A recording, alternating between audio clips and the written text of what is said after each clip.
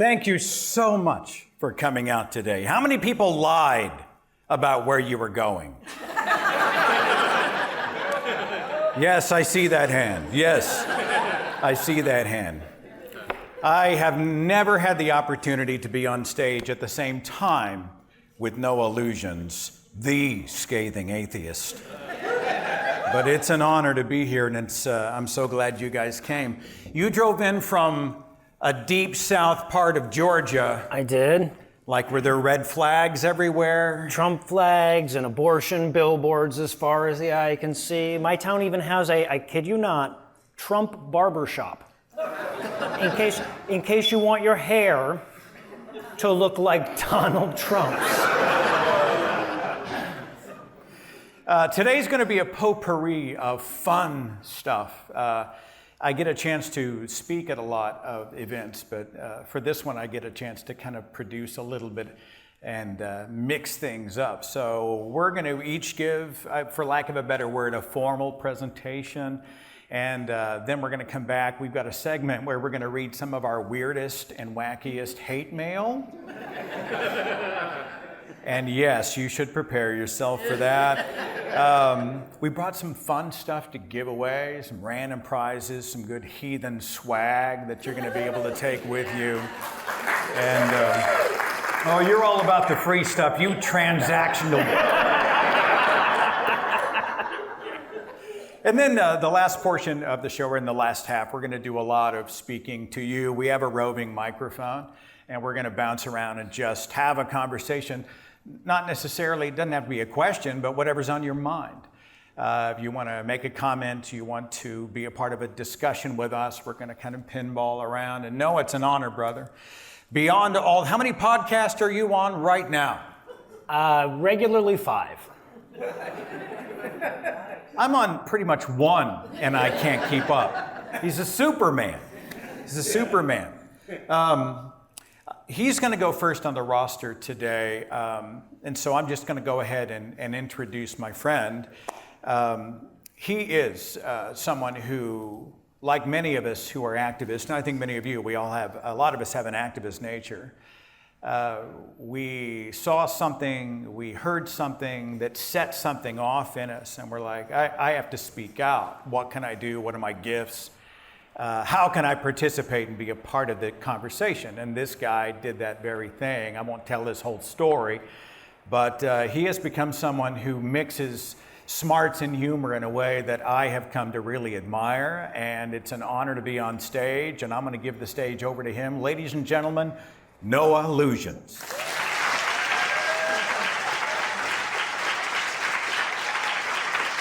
Thank you. Thank you so much for coming out, braving the chili to be here in Cincinnati. As I'm so happy to be here, and I'm so nervous as well because it is intimidating as hell to share the stage with Seth Andrews. Right? Yeah. For one thing, he's done like 7 million events like this in his career. I've done like 7. But it's not just that, it's also the voice. Oh my God. I feel like I should come out and do my whole talk like this. And then when Seth comes out, he'll feel the need to be even bassier and sexier than mine. Right? What would that even sound like? Can the human ear pick that up? But we can't, that would risk ripping a hole in the fabric of space-time, and so I'm just going to talk in my normal voice, and I'm going to do a talk for you that I call How to Die Like an Atheist. A very deceptive title, I know. You hear that and you're like, you're not dead. What the hell do you know? And I'm not, I'll admit it. I am not now, nor have I ever been dead. I haven't even done that thing that's not dying, that people call dying, where your heart stops momentarily, but then it starts again. And in the interim, either the ghost that drives your body flew away to heaven and met its savior, its grandma, and all its lost puppies, or you had drug-induced dreams based on cultural expectations and then woke up in a hospital that definitely gave you drugs, where one of those two things happened. But none of that shit's happened to me. Well, I've had drug-induced dreams, but none of the other shit has happened to me. So where do I get off telling other people how to die? Well, it so happens that at one point in my life, I came so very close to dying that my brain could not tell the difference between what it was experiencing and actually dying. And so it formulated what it had every reason to believe were its final thoughts. And that's actually what I want to talk to you guys about. I want to talk to you about those final thoughts because as atheists, we hear a lot about our final thoughts, right? A lot of the times, a lot of predictions of the last things we'll be thinking. Usually it's people predicting that we're going to be thinking about how right they were in the argument that we're presently having with them, right? Either we're going to think about how we should have spent more of our life loving Jesus, or we should have spent our lives, or we'll be afraid, right? Because we don't know where we're going after we die, and we're afraid that it might be hell. The hell of their religion, not the others for some reason. But most often, of course, what we're told is we're going to be changing our minds at that last second, that our last thought is going to be something along the lines of, oh shit, I had it wrong, Jesus, I accept you as my Lord and Savior, amen. Right? And when you're presented with that argument, it's hard to argue back because you don't know, right? You don't know, you probably know better than some asshole on Twitter, but you don't know what you're going to be thinking about when you die. You never died before, and you're a rationalist. You demand evidence. Well, that's where I come in. Because I've had final thoughts, and I'll tell you right in advance, they had nothing to do with the afterlife or Jesus or any of that shit. Spoiler alert. Now, I will tell you what the last thoughts were, but I have to get you there slowly. I got to tell you my story. In 2023, I had a heart attack. It wasn't a very good heart attack, both in the sense that I didn't do a very good job of having it, and also in the sense that it didn't do a very good job of attacking my heart. My heart's fine now, thanks for asking. And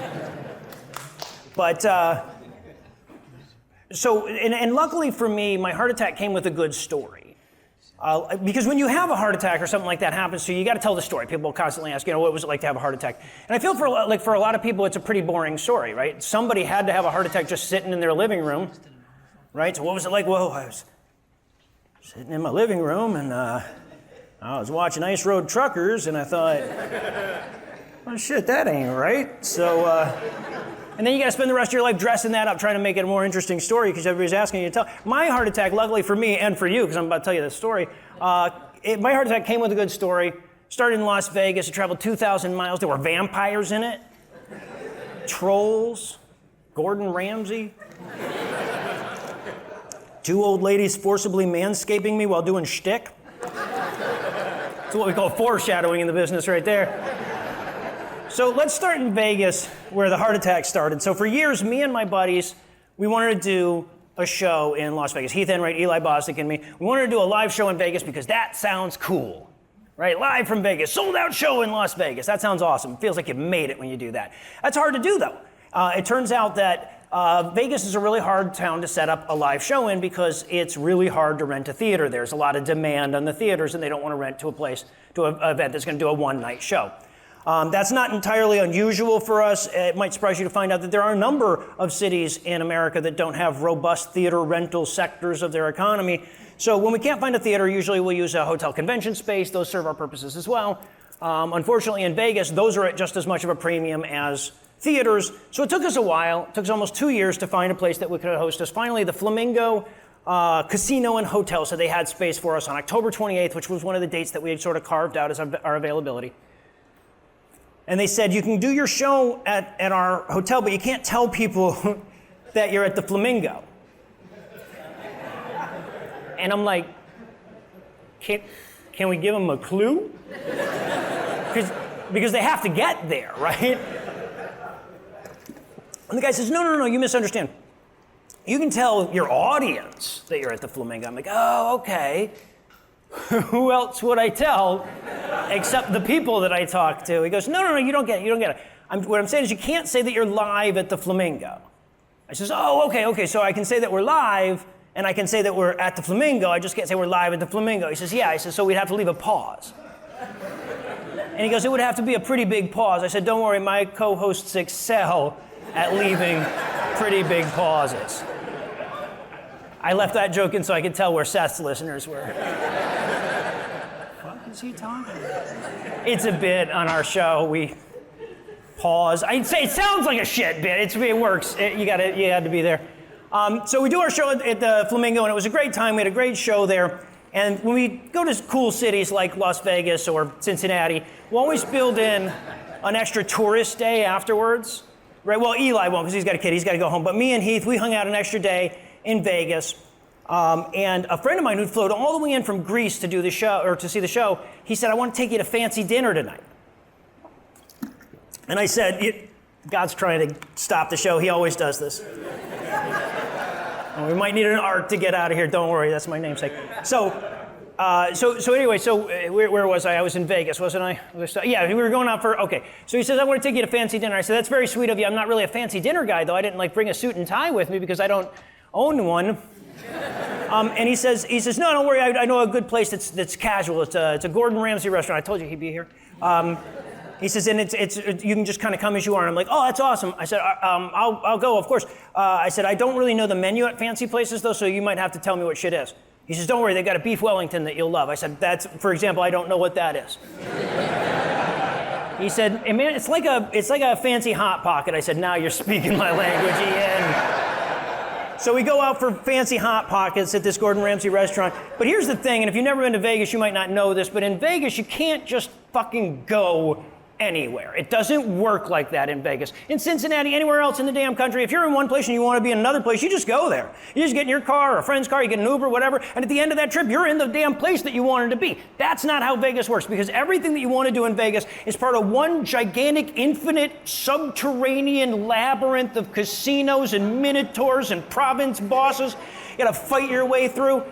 So we're heading over to this restaurant. It's in Caesar's Palace. We're in the Flamingo, so it's like a mile walk or something like that. And along the way, I find that I'm running out of breath. And that's really unusual for me. I'm a hiker. I like to take long walks. So I actually have to stop and catch my breath along the way. And this is the main reason I wanted to do this talk today. Hey, if that ever happens to you, if normally you can breathe and now you can't, go to the fucking hospital. Doesn't seem like the kind of thing you'd have to tell people to do, but apparently somebody needed to tell me, so I'm passing that news along. But I didn't think too much of it at the time. We walked on, we went, we had our fancy Hot Pockets. They were delicious. Now that I think about it, ultra rare beef, probably not great food to eat while you're having a heart attack. But if it had been my last meal, I would have chosen wisely. So we have our and I feel fine then because I'm sitting down, right? But then on the way back, all of a sudden, every 100 yards or so, I have to stop and I have to catch my breath again. And at this point, I'm like, okay, something's wrong with me. So I ask my phone, I'm like, "What's wrong with me?" And my phone's like, "You're having a fucking heart attack, man." And I'm like, "Nah, that's not it." Because come on, that doesn't make it. I'm 47 years old. I'm not overweight. I exercise fairly regularly. There's no history of heart disease in my family. I didn't have high cholesterol or anything. So I'm like, that can't be it. Plus, I'm the main character. It wouldn't make sense for me to have a heart attack at this point in the story. Y'all, I have such bad main character syndrome. This is true. The first time I ever heard that term, a buddy of mine says, "Well, I have really bad main character syndrome." And the first thought in my head, the first thing that occurred to me was, well, if anybody here has main character syndrome. So I thought it can't be a heart attack. So I rephrased the question. I said, what could this be that isn't a heart attack? Which is a really stupid way to phrase the question. But when you phrase it like that, the answer is fairly obvious. It's a panic attack. Right? The symptoms are fairly similar. People very often show up at the hospital thinking they're having a heart attack when they're having a panic attack. It didn't occur to me that the corollary of people not showing up at the hospital because they're having a heart attack and thinking they're having a panic attack must also be true. But I'd never had a panic attack before. I'd heard a lot about them. That sounded about right. So I said, that's it. It's my inaugural panic attack. And hey, what a city to have it in, right? Las Vegas is like if a panic attack was a city. So I said, all right, having a heart attack, or having a panic attack rather, so I go up to my room and I do the dumbest thing I've ever done in my life. I go to sleep. Yeah, 50-50 chance you wake up from that shit, but I did. I did wake up, obviously. And I felt all right. Felt all right when I was in the shower, felt all right when I was packing up the room, felt all right on the Uber on the way over to the airport. Get to the airport, now I gotta walk again. And immediately, every 100 yards, I'm stopping and catching my breath. Try to go through airport security, chasing away a heart attack by naming 3 things I can see and 3 things I can feel and 3 things I can hear. Didn't work. So now I get to the airport and I realize, okay, it can't be a panic attack. It's been 15 hours now, right? That doesn't make any sense. But I didn't think that I was having a heart attack at that moment. Because and this is, I'm going to admit how stupid, some of you probably have the impression that I'm a smart person because I play one on the podcast. I'm not. And I'm going to prove that to you right now. At that moment, I thought something was seriously wrong with me, but I also thought, well, it's not a heart attack, and I thought that because I did not know what a heart attack was. I know that sounds so stupid, right? 47-year-old man said he didn't know what a heart attack was. But surprise, surprise, I think a lot of you probably don't know what a heart attack is either. Because I've told this to a lot of people, and a lot of people are like, oh shit, that's a heart attack?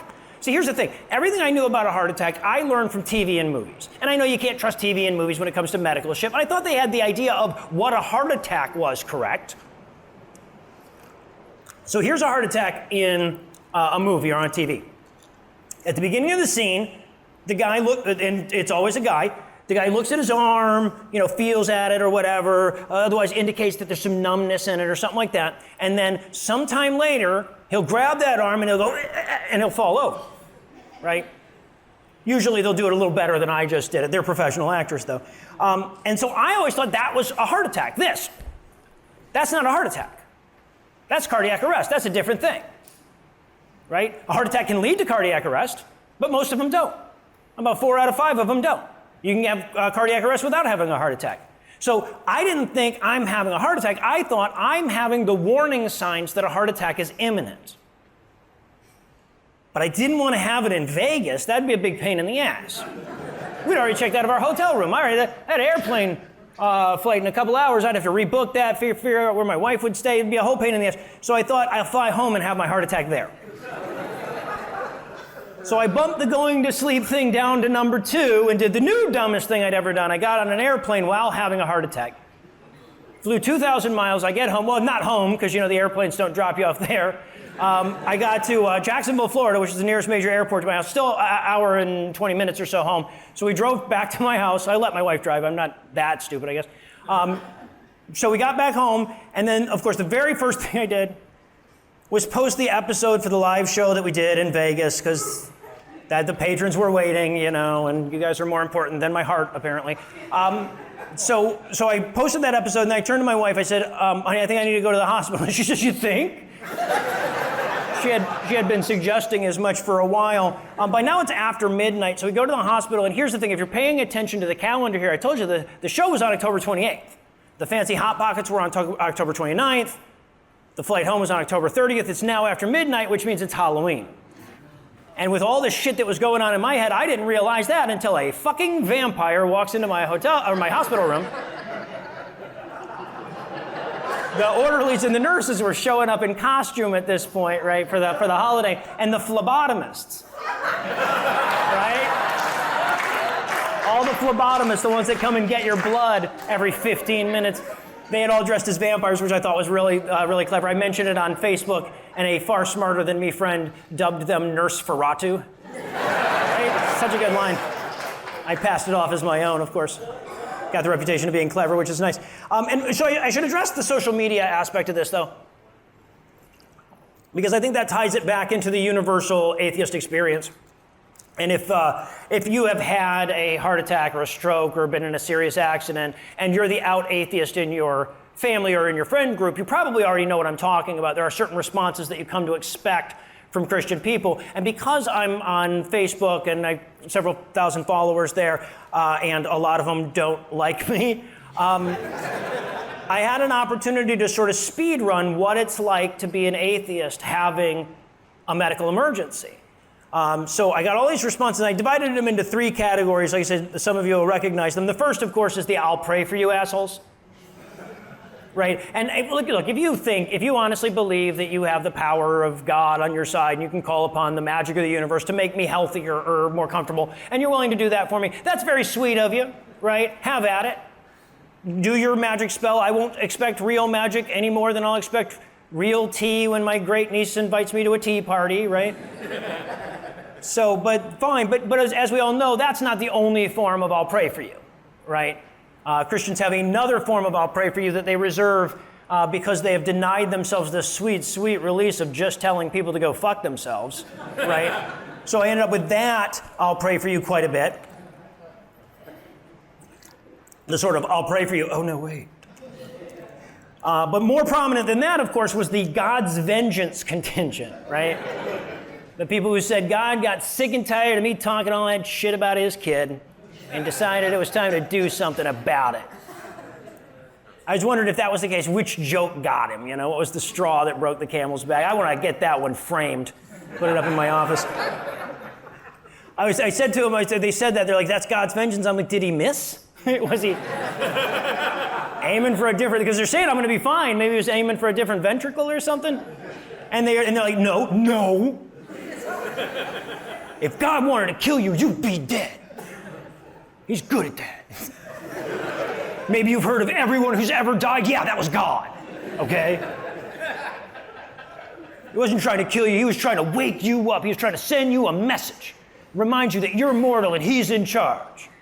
Like, he picked a really weird way to send that message by having the most common medical malady to happen to a person my age happen to me.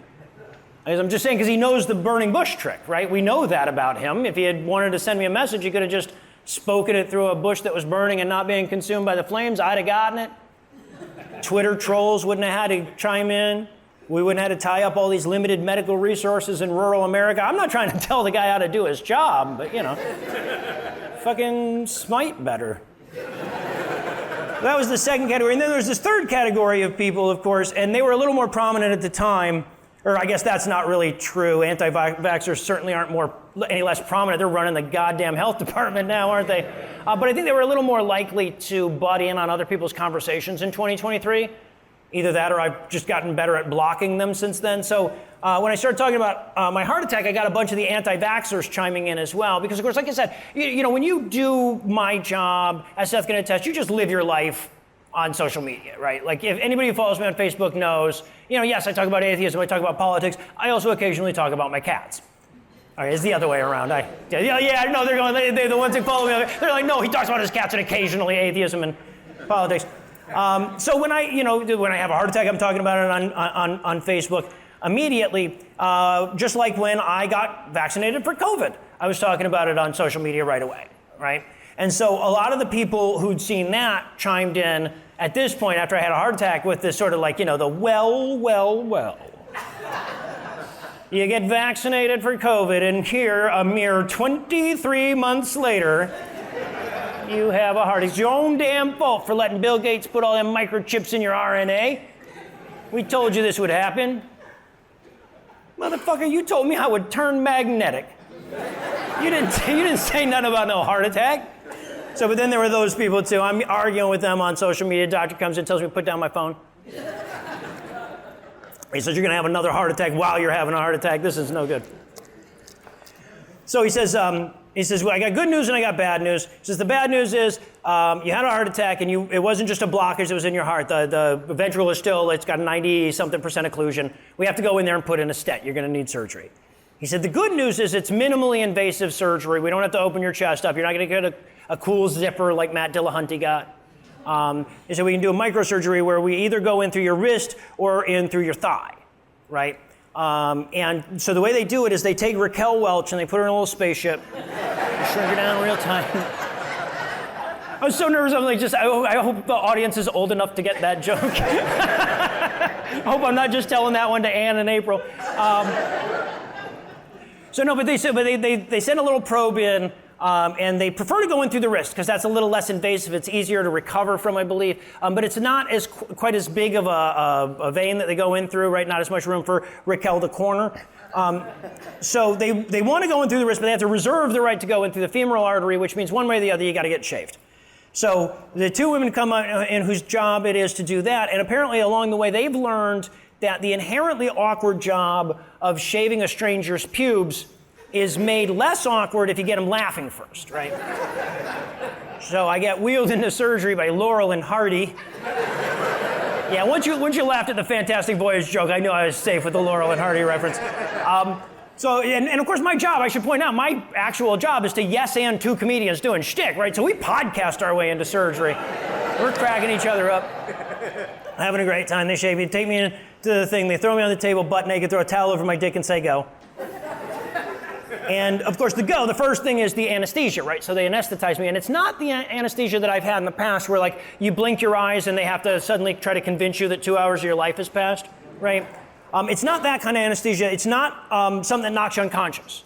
Or sorry, you fade in and out of consciousness. But through most of my heart surgery, I was awake enough to know what was happening. And it was during that surgery that I had my not quite dying experience. Sorry, near-death experience was taken. So I'm in surgery, and they go in through the wrist, and my wrist starts to bleed uncontrollably. And this is like not uncommon. That's why they had to shave in the first place, right? So they can go in through the femoral artery at this point. So it's not like an emergency, but it's the kind of thing that they have to react to right now, because bleeding uncontrollably from the wrist is a bad thing, right? So in order to like sort of alert the rest of the surgical suite as to what was going on, the surgeon said, he's hemorrhaging. And he said it twice with increasing urgency, right? So he said it like this. He goes, he's hemorrhaging, he's hemorrhaging. Yo, that's some scary shit to hear when you are in heart surgery. Right, that's right up there with, what's this bit here do?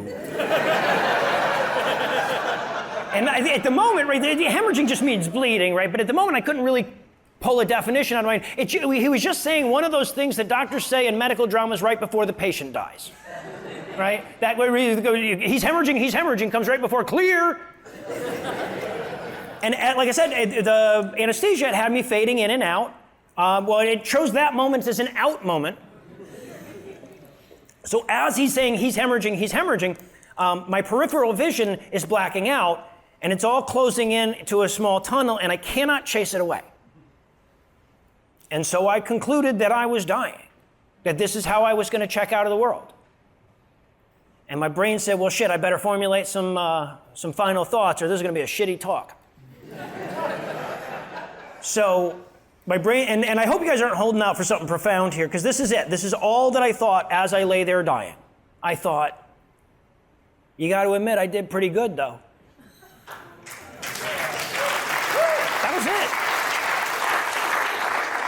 That was it. There was nothing about fear. There was nothing about an afterlife. There was nothing about religion. There was nothing about regret. There was nothing about sadness. Just sort of a B-. I'd give it a B-. And then I woke up, of course, and I did so with this newfound liberty that I've carried ever since. You know, people talk about living on borrowed time. I don't feel like I'm living on borrowed time. I've lived through 1.5 Trump administrations. The universe at least owes me those 6 years back, right? So, but I do live with this newfound liberty because it's all my life, ever since I was old enough to understand mortality, I've thought about that final moment. What would it be like to die? What would I be thinking about? What would I be afraid of? What would I be sad about? What would I be regretting? For certainly, I would be sad. Certainly, I would be filled with regret. Certainly, I'd be filled with fear. Fear, sadness, and regret are the substance of death. That's the shit death is made of, isn't it? But what if it's not? What if that's just another lie that religion told us? I mean, if you think about it, it's a good lie. We're talking, religion is selling the cure for death. They have a vested interest in us being as afraid of it as possible. But sure, like when other people around us die, we feel fear of a world without them. We feel sadness of the person we lost. We feel regret of everything that we could have done. But when we die, what's to fear? And that's how you die like an atheist. How you die like an atheist? You die with the knowledge that you were gonna die. With the knowledge every day of your life that you weren't going to get another chance of it in your second life or your reincarnation, that you weren't going to get eternity to make everything right, that this was your one shot. That's how you die. How do you die like an atheist? You die with your eyes open. I mean, don't get me wrong. I'm not looking forward to it. I don't want to die. I love being alive. I want to be alive as long as I possibly can. But loving life and fearing death are not the same thing. At least they don't have to be. Thanks, that's my time. Thank you.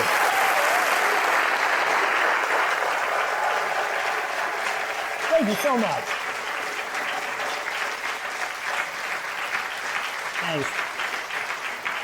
I have to admit, this would be a really awkward transition for me now if it wasn't for the fact that Seth and death rhyme. So now I get to introduce my friend. Let me tell you, this guy is, he's one of those guys that, doesn't need any introduction, like literally doesn't need any introduction, but I have to introduce him anyway. So let me just say, he is an author, he is an activist, and he is the godfather of atheist podcasting. Ladies, gentlemen, and other, Seth Andrews.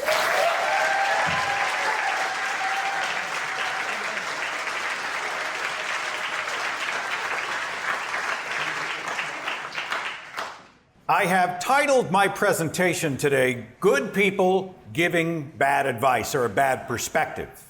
My alternative title was, All the Times Our Parents Were Completely Full of Shit.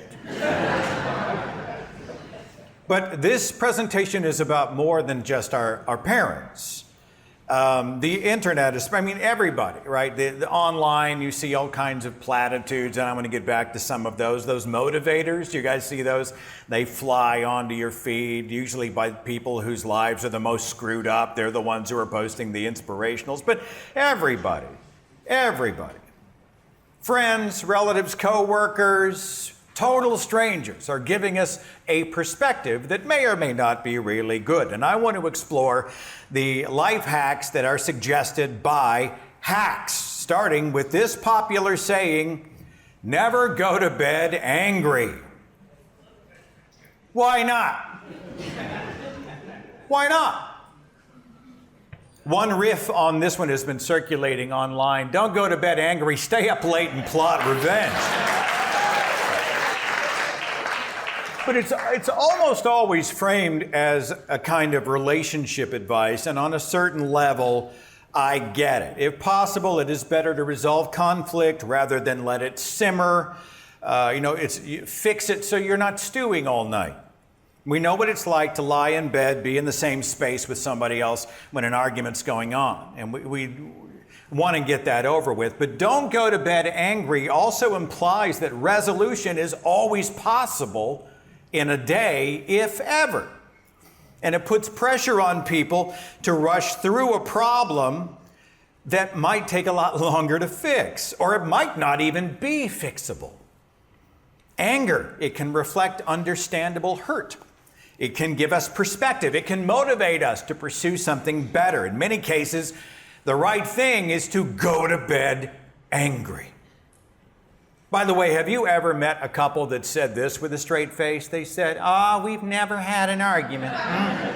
Never had an argument. If someone says this to me, I don't trust those people. They're either lying through their teeth or they're aliens, right? In my conservative upbringing, it was pretty much a foregone conclusion that I was going to get married, right? Get married, have kids, build a life. It's a riff on the book of Genesis, be fruitful and multiply. It wasn't said out loud quite in that way, but I've got 5 siblings and they all had kids. My parents watched me not have kids, and they're like, oh, come on, it's gonna happen. That time will come. I was married at 22. 2 years later, they still smiled at me. Oh, it'll happen. It's gonna happen one day. 3 years, 5 years, 7 years, people started to raise an eyebrow. Almost everybody around me was married with children. And the narrative was that children make a family or complete a family. Normal people want kids. And I get the joys of communicating, the fulfillment that comes with being a mother or a father. I get that. And for a lot of folks, parenthood completes them. But for those of us who never wanted that for ourselves, it was just bad advice. And I think what bothers me the most is this attitude of expectation, even judgment, when we make a very personal decision whether to or not to have children, right? And we have all seen people give themselves permission to say some pretty alarming things. What, you don't like kids? You're just being selfish, maybe. Who will take care of you when you get old? That's a fun one. Well, good advice would be, what makes you happy? Does it include children? Wonderful. Does it not? Wonderful, right? Whatever is you, you do that. By the way, have you seen this meme? It says, let's have kids so instead of doing fun stuff on the weekend, we can go to a children's birthday party where everybody coughs. More wisdom from the wisdom givers. Find someone you can't live without. The alternate version is find somebody who can't live without you. And this, of course, makes us think of her. You guys seen this? The overly attached girlfriend meme. It's been flying around since 2012. The backstory on this real fast is there was a woman named Lena Morris of Denton, Texas, and she was entering a contest with a parody video. And so she did this total thing. She was acting, being funny, and to her total shock, a screenshot from the video of this creepy stare took off. And it went viral, and she became famous for a reason she never expected. But if somebody says, I can't live without you, we think of the Badfinger song. You guys know the tune, I can't live if living is without you. What's the underlying message? If you break up with me, I'm gonna off myself. Why would you want somebody who can't live without you? There's a comedian, his name is Chris Porter. He came out with a special a few years ago called Ugly and Angry. And he said he was told to go out and find somebody who couldn't live without him, and he instantly regretted it because he found that it was like having a puppy that can text you.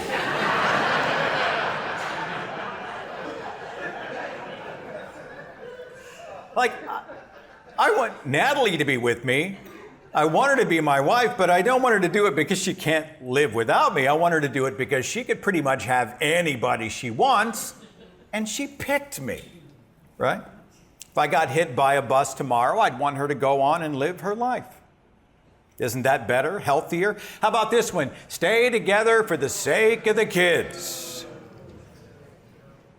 But how many people called it quits because not staying together actually gave their children a better place with better possibilities? How does locking yourself inside a failed relationship benefit kids? What does it teach kids? Respect your elders. Now, on the surface, I get this. In some contexts, unless something inappropriate is happening, children under the guardianship of parents and teachers, etc., have to be mindful to respect adult authority. But once you have grown into your own identity, relationship decisions, does being older automatically earn respect? Everybody in this room can think of somebody who's older. They may be a meddler, an idiot, or an asshole, but they're older. Here's a fun one. Never have sex before marriage. Save yourself, keep yourself pure. This is often linked to the Bible's advice on chastity. Marriage should be honored by all and the marriage bed kept pure. And in my Christian upbringing, it was said over and over, wait until you are husband and wife before you have sex. That's terrible advice. Have you seen this one? It's not premarital sex if you have no intention of getting married.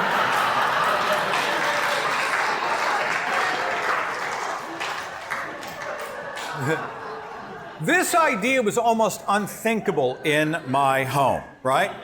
The whole point of dating was prep for marriage. Close contact was not just physically dangerous, it was spiritually dangerous. Here's a gem I saw a while back. I still can't tell if it's a joke or they played it real. Leaving room for the Holy Spirit when you dance.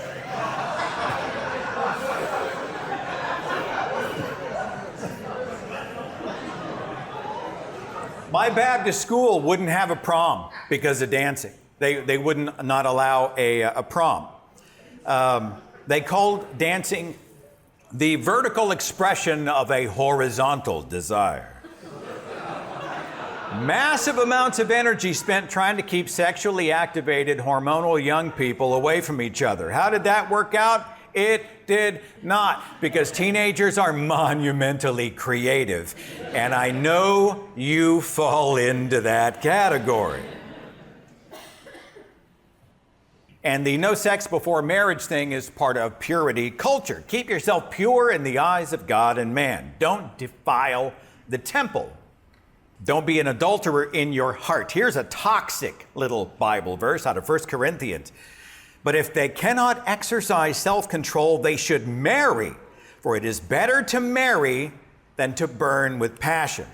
If you don't think you can control yourself, sign that marriage contract ASAP. This verse is responsible for so much harm.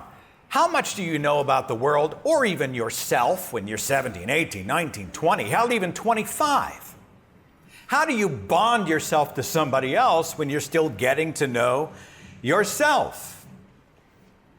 Was marriage even something we wanted? Did our religion require us to get a parental blessing? I remember asking, my first marriage, I remember having to ask permission. We were both adults, but I had to go ask permission. Sign that marriage contract. And then comes the really important question.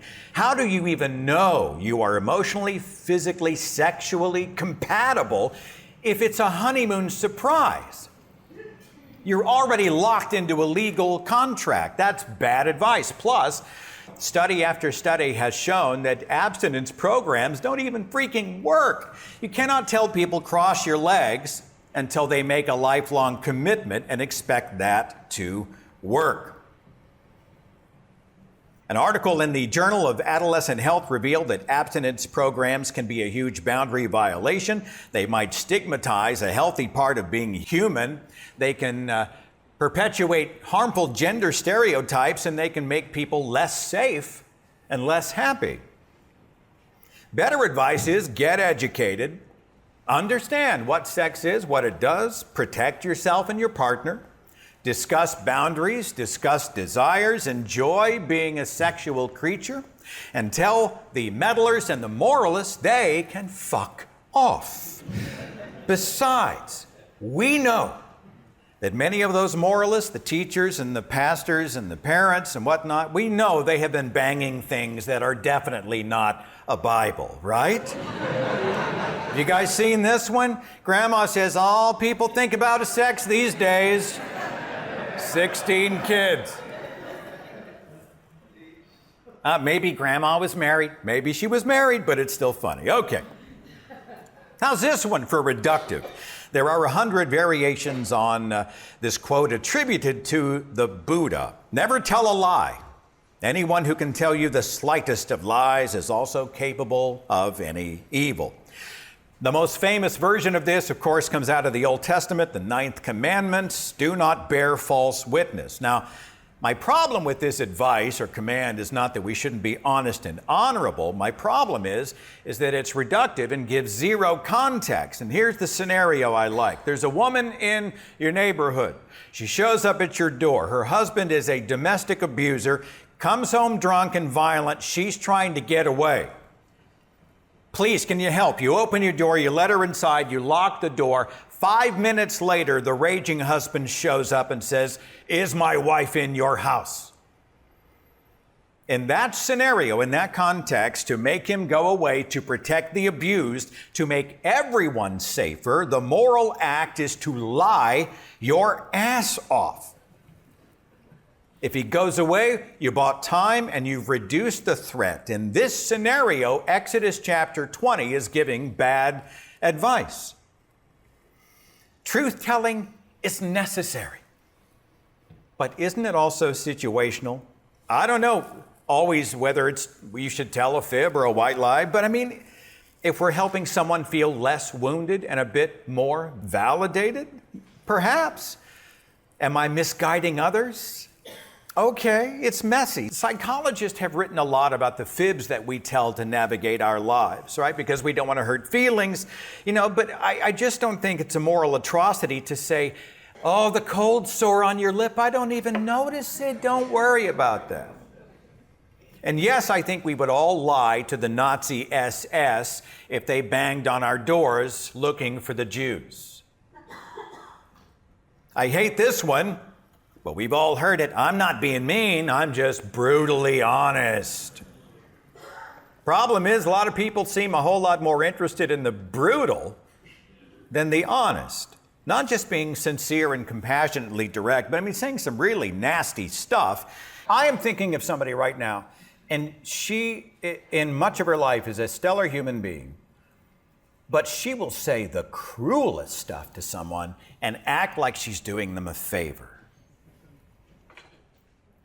I saw this one. It said, brutal honesty is sweeter than sugar-coated lies. And this sounds noble, right? Well, it may sound like I'm being hurtful, but I'm really helping you. Yet we all know there's a way to be helpful without being a total dick. Psychology Today did an article a few years ago about brutal honesty. And it says, long after the brutally honest have shared their truth, the recipient continues to feel the pain. Brutally honest people may be unaware of the harm done by their words, or they may be giving themselves an easy out. Practicing truth with compassion is a great way to speak of painful truth to another while respecting their feelings. I kind of like this. I saw someone using this phrase. How about compassionate candor with people we care about? Be direct, be truthful, but never without compassion, never without empathy, never without humanity. We can be honest, we can be direct, but we can also be good. Here's another take. People hate me because I say blunt truths about them. Well, all truth is good to know, but not all truth is good to say, right? Which relates to the next inspirational motivators. Sticks and stones may break my bones, but words will never hurt me. Shut up. It's the dumbest saying. Whoever came up with this, words have incredible power. They reflect who we are, what we think, how we feel. They show love, they show hate. They can elevate, they can devastate. And I think there's a noble intent. No one else can define you. Consider the source. Leave those people in the rearview mirror. They're just vowels and consonants, not guns and knives, right? Don't let them hurt you. I get that.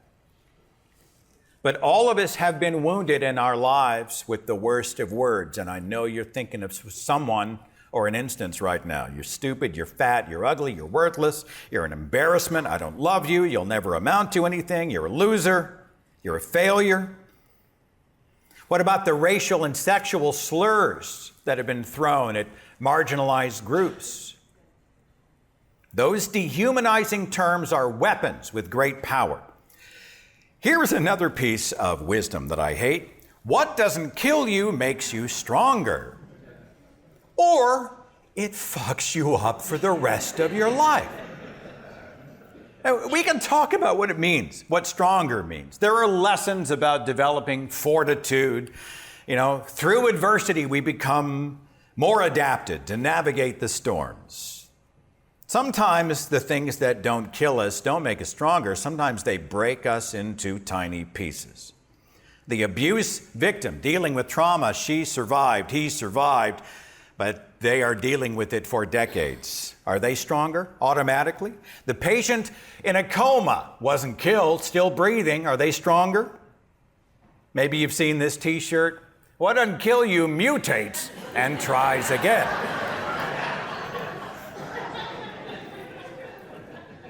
Or they say what doesn't kill you makes you stronger. At this point, my dear, I should be able to bench press a Buick. More fortune cookie wisdom. Failure is not an option. I like the sentiment. Don't give up. If you fall, press on. Get up. Get back on the horse. How many success stories have happened because the dreamer wouldn't give up? There's a call to tenacity that I like, and I never ever want to kill a dream. But where's the context? Why did we fail? Was our goal unrealistic in the first place? Had we not put in the work? Were we blocked by someone or something that was totally out of our control? Was I pursuing something that wasn't even in line with my own abilities? It was a bad fit. What about the time when failure was a good thing? Sometimes failure is just feedback. Through it, we learn, we grow, we evolve, we figure out when to press forward or to stop, reverse, take a left, take a right. We discover things about ourselves. Sometimes failure is a healthy option. because the alternative is to crash and burn. Life is not a meme. Life is life. Believing in ourselves doesn't mean we might not have a wrong belief about ourselves. Failure might course correct us. Anybody see this demotivator? Every dead body on Mount Everest was once a highly motivated person, so maybe calm down. This one drives me crazy. Everything happens for a reason. Now, you and I understand cause and effect. We know that things have causes, but reason implies an agenda, right? There's a reason maker. There's cosmic equilibrium. The universe will align itself. Everything's going to work out the way that it should. All right? Explain that to people dying of cancer, people who lose their houses in a tornado, get shot inside a school. Those things have causes, but what would a reason be for something so unreasonable? And of course, you and I know the idea of agency can give comfort in troubling times. In a chaotic world, we self-medicate with this belief that everything in the universe will eventually sort itself out. Everything happens for a reason. But is it true? I saw this one, I think I may have posted it a few days ago. Everything happens for a reason. Sometimes that reason is you're stupid and make bad choices.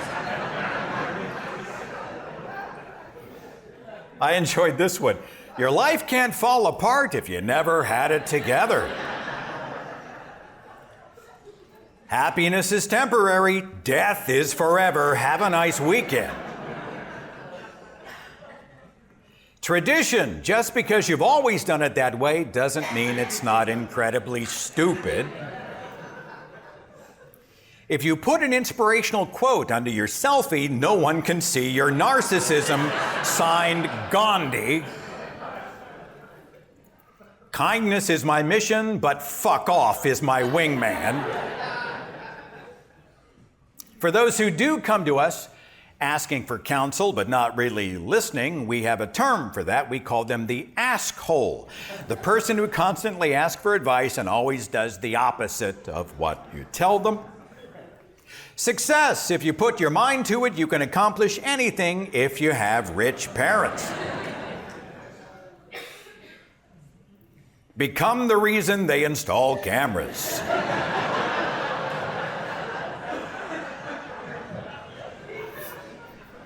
Fuck off. Then keep fuck off until you come up to a gate with a sign saying you can't fuck off past here. Climb over the gate, dream the impossible dream, and keep fucking off forever.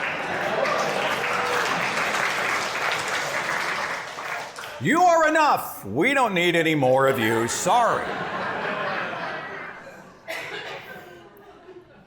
And of course, for any Trekkie in the room, you'll get this one. Good advice. Please do not bang the machines.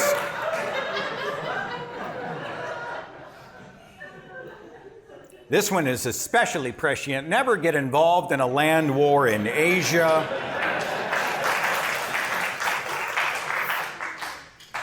This is actually true.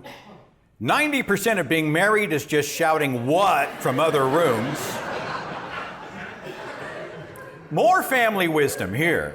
This was posted a few days ago. Blood is thicker than water, but cheese dip is thicker than blood, so technically queso is more important than family.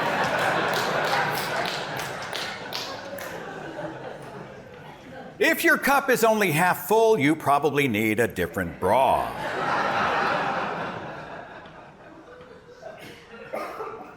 Some cause happiness wherever they go, others whenever they go. We found the I in T-E-A-M. It is hidden in the A-hole. Drinking a large amount of water every day helps you avoid other people's drama because you're too busy peeing. Stay hydrated. Nothing can stop you because you're a magic skeleton packed with meat and animated with electricity and imagination. You have a cave in your face full of sharp bones and 5 tentacles at the end of each arm. You can do anything, magic skeleton. Ultimately, I think we all want to receive wisdom. We all want to be receptive to advice. We all want to be inspired. But bullshit is bullshit, and we have to be ready for that, even if we can't smell the bullshit right away. So let's stay skeptical. Let's try, and then let's fail and try again. Let's achieve. Let's go forward, then backward, then sideways, and learn and grow and build some bridges and burn some other bridges. Let's draw the lines and the circles and the X's and the boundaries, and let's remember there is a difference, a big difference between psychology and pop psychology. Life is not lived in memes. And if someone says it is, you can give them some meme wisdom of your own, and you can say, you know, a good place to put inspirational quotes is up your ass. Thank you very much for letting me talk to you today.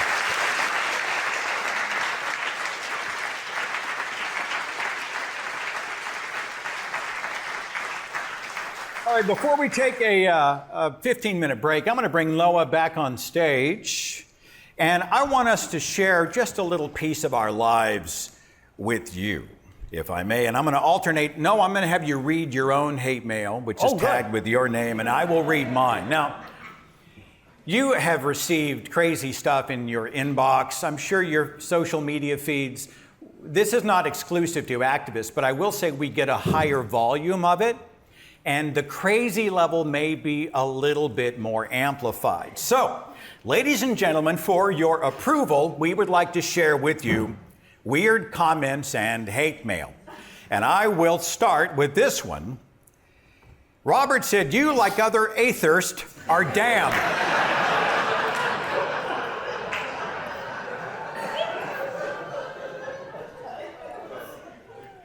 Noah. Yeah, this one's a great one. It's you are such a effing coward. Now, I would think that's fucking, but as you can see, every time he shows up with it, there are too many asterisks. So I have no idea what he's going for. You are such an effing coward. Have you even looked at the evidence of the Shroud of Turin? Because if you had the courage to look at it objectively, you would not continue to deny the power and truth in Christ.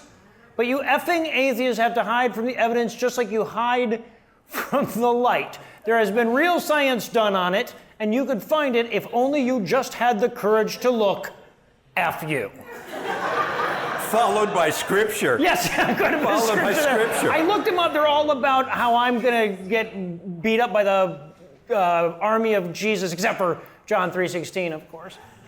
I had a couple. Daniel said, a thinking atheist is an oxymoron, you dumb cunt. And then Blaze used the F slur. Now, it is remarkable how many people who, and I know that a great, great many religious people are not these people. They're not filled with hate and bigotry and toxicity, so I want to be fair. But there are also a great many people who are waving the God banner, waving their Bibles and telling us we're all going to hell, who lead with unbelievable racial, sexual slurs. The women in this movement know exactly what I am talking about, and I find that interesting. Noah. Yeah, so this guy's probably a little bit too long to read the whole thing. Yeah, the sad shame of it is that there's actually like 11 more paragraphs of this. But about 4 paragraphs from the end, he gives up on the emojis. He's like, that's a lot of work.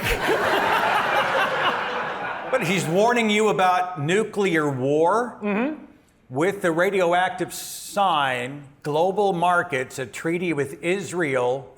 The witnesses are coming forward. Mass apostasy. I guess that's everybody in this room.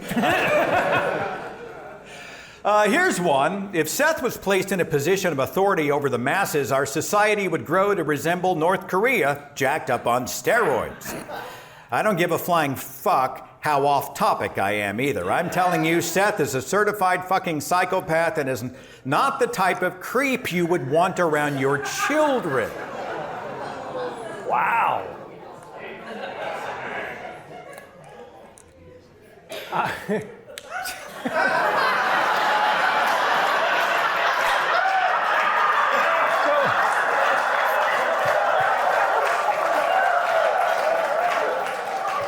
Point out, this is actually a comment on one of Seth's videos. Noah looks like a murderer from Silence of the Lambs, which is another way of saying Noah looks like a movie star. Until I heard him speak, creepy look, great intelligent conversation. Thanks, I guess. Brutally honest, Noah. Brutally honest. Yeah. Wow. I'm going to go ahead and read this because it speaks to something that I will occasionally hear from someone. A lot of things that the same here is correct promise is Seth took money in order to speak at Christian rallies. He would take their money and come to their rallies and talk in front of massive groups of Christians. Seth would literally take their money and sell everyone out just to get their money. I have no respect for Seth, because if you have to take someone's money in order to speak at a rally, then you are a traitor. And then I'll spare the rest of it, but essentially he's saying now that I'm on the other side of religion, if I do anything for profit, if I do anything to make a living full-time as an activist, I am also a poser. I am a fucking liar. I go to Christian rallies, takes their money and speaks in front of tons of Christian crowds after he takes their money. He also uses a money bag emoji, which I wasn't convinced until I did see the money bag emoji, and now he is absolutely credible, and I want to thank him for his unsolicited advice. I do want to point no out, illusions. I do want to point out that he had too many asterisks after his F, too. Might be the same guy. That is all one sentence. That's creepy as shit. All right, so this is a great one. I love this so much. I got this from Muhammad. The English isn't great. He's just giving me a bunch of questions, because you know how Christians think we owe them answers to scientific questions they can Google? I won't give you all of them, but it's like when, how, and in what form heavens and the earth and what is between them was created. How a solar system was set. How climates were set. My favorite is the one where he asks about milk. How production of milk was developed. Explain lactation to me, motherfucker, or Allah wins. Jim sent the love of Jesus when he said, "Fuck you, asshole, God will judge you." And I happily included his full name and his photo because he made it public in the first place, okay? I sent this reply to Jim after he said, "Fuck you, asshole, God will judge you." I said, "Quick note, Jim. With its first recorded use linked to the 14th century, asshole is one word, a compound noun formulated as a single lexical unit, whether referring to either the anatomical feature of a body or an undesirable person. The British often replace the first S with an R, producing an insult which has arguably more flair, arsehole. Arse is derived from the Proto-Germanic word arsaz, which itself is drawn from the Indo-European ors, meaning buttocks. In the 1400s, Old English referred to an arse hool, with the hool defined as an orifice in the body like a nostril or ear canal. As such, in the context of your threat, if I'm not the actual rectal terminus of the large intestine, but am instead the negative space within it, how might the whole itself be judged? Just trying to prepare myself. Thanks for sharing Jesus' love.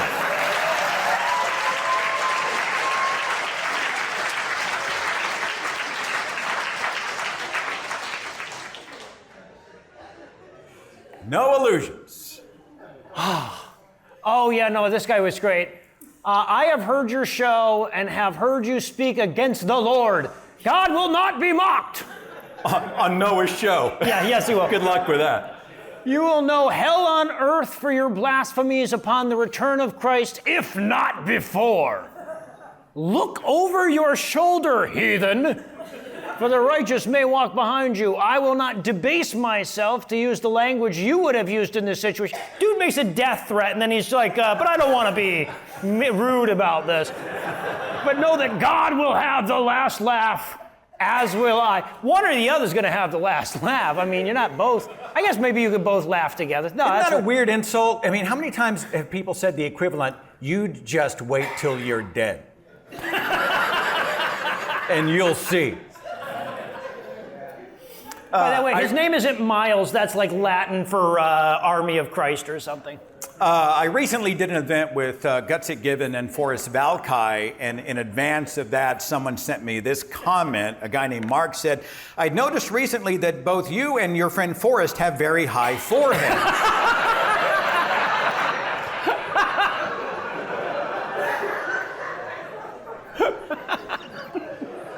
Okay. Buffalo Bill and Lurch on stage with you today.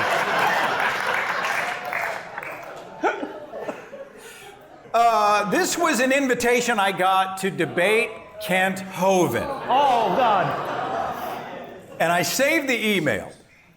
"Hello, Seth. I followed your work on The Thinking Atheist and appreciate your respectful and thoughtful approach to discussions on faith and skepticism. Kent Hovind has expressed interest in a debate on evolution and creationism. We would be honored if you would consider participating in this civil dialogue aimed at informing a broad audience. Please let me know if you'd be open to learning more." And I stared at the email for about 10 minutes. And I clicked reply. And I said, "Good morning. I would rather put a campfire out with my face."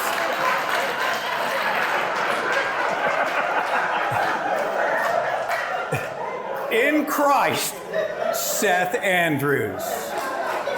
Okay, everybody.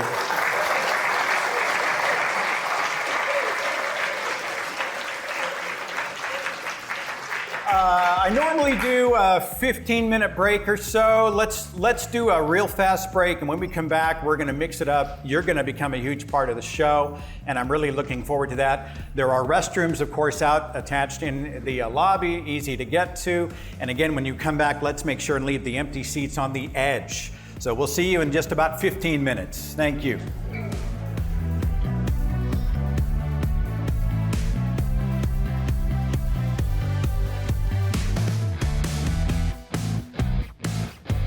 Okay, let's draw a number and you tell me what you've got. Everyone pull your tickets out and be ready. All right, we've got ticket number 023562. 023562. What has he won? Well, we have the Poop and Learn book. If you'll come on up here real fast, we will deliver it. Do you want to sign it? Let's make it official. I mean, why not? We'll just sign. We'll sign the front here for you. Seth. I should sign Matt Dillahunty's name. This is by Willie Wiper, by the way. Everybody notice that? At least he works. The next prize, first one to raise their hand. Anyone here have a cross tattoo? Come on. You were first. You don't have to show it.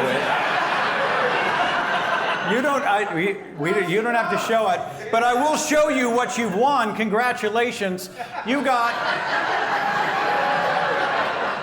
a couple of coins that you can keep handy. They are, in fact, your last fucks. So you can give those away here. You can have my last fuck. Congratulations. Big hand for our recipients, okay? Give me your number, John.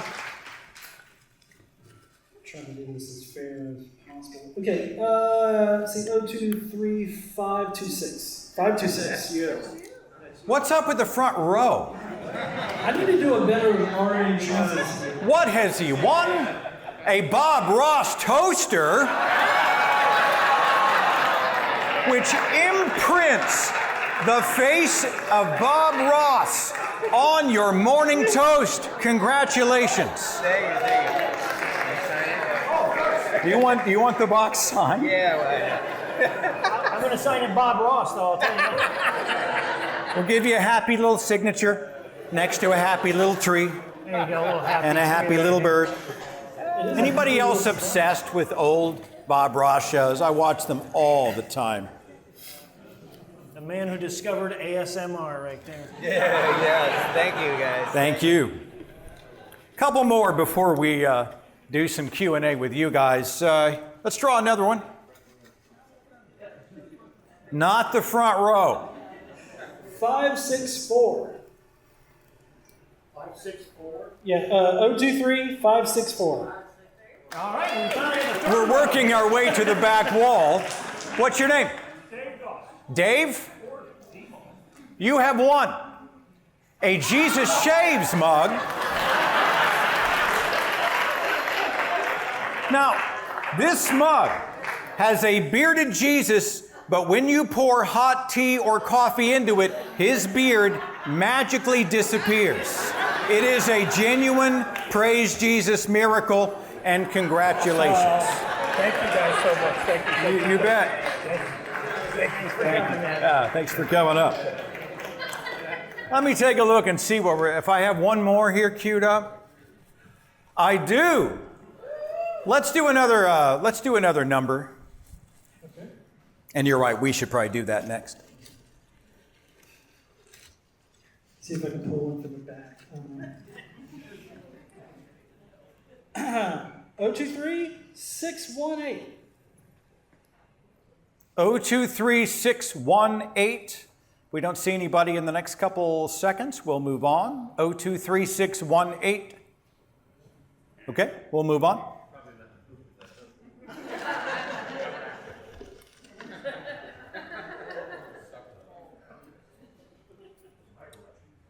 Uh, 023628. Oh, yeah.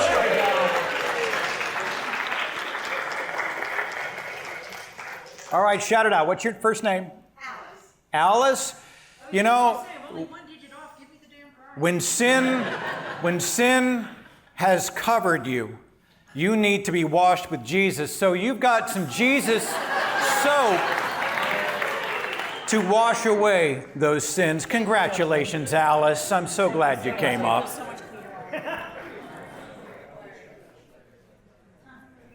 All right.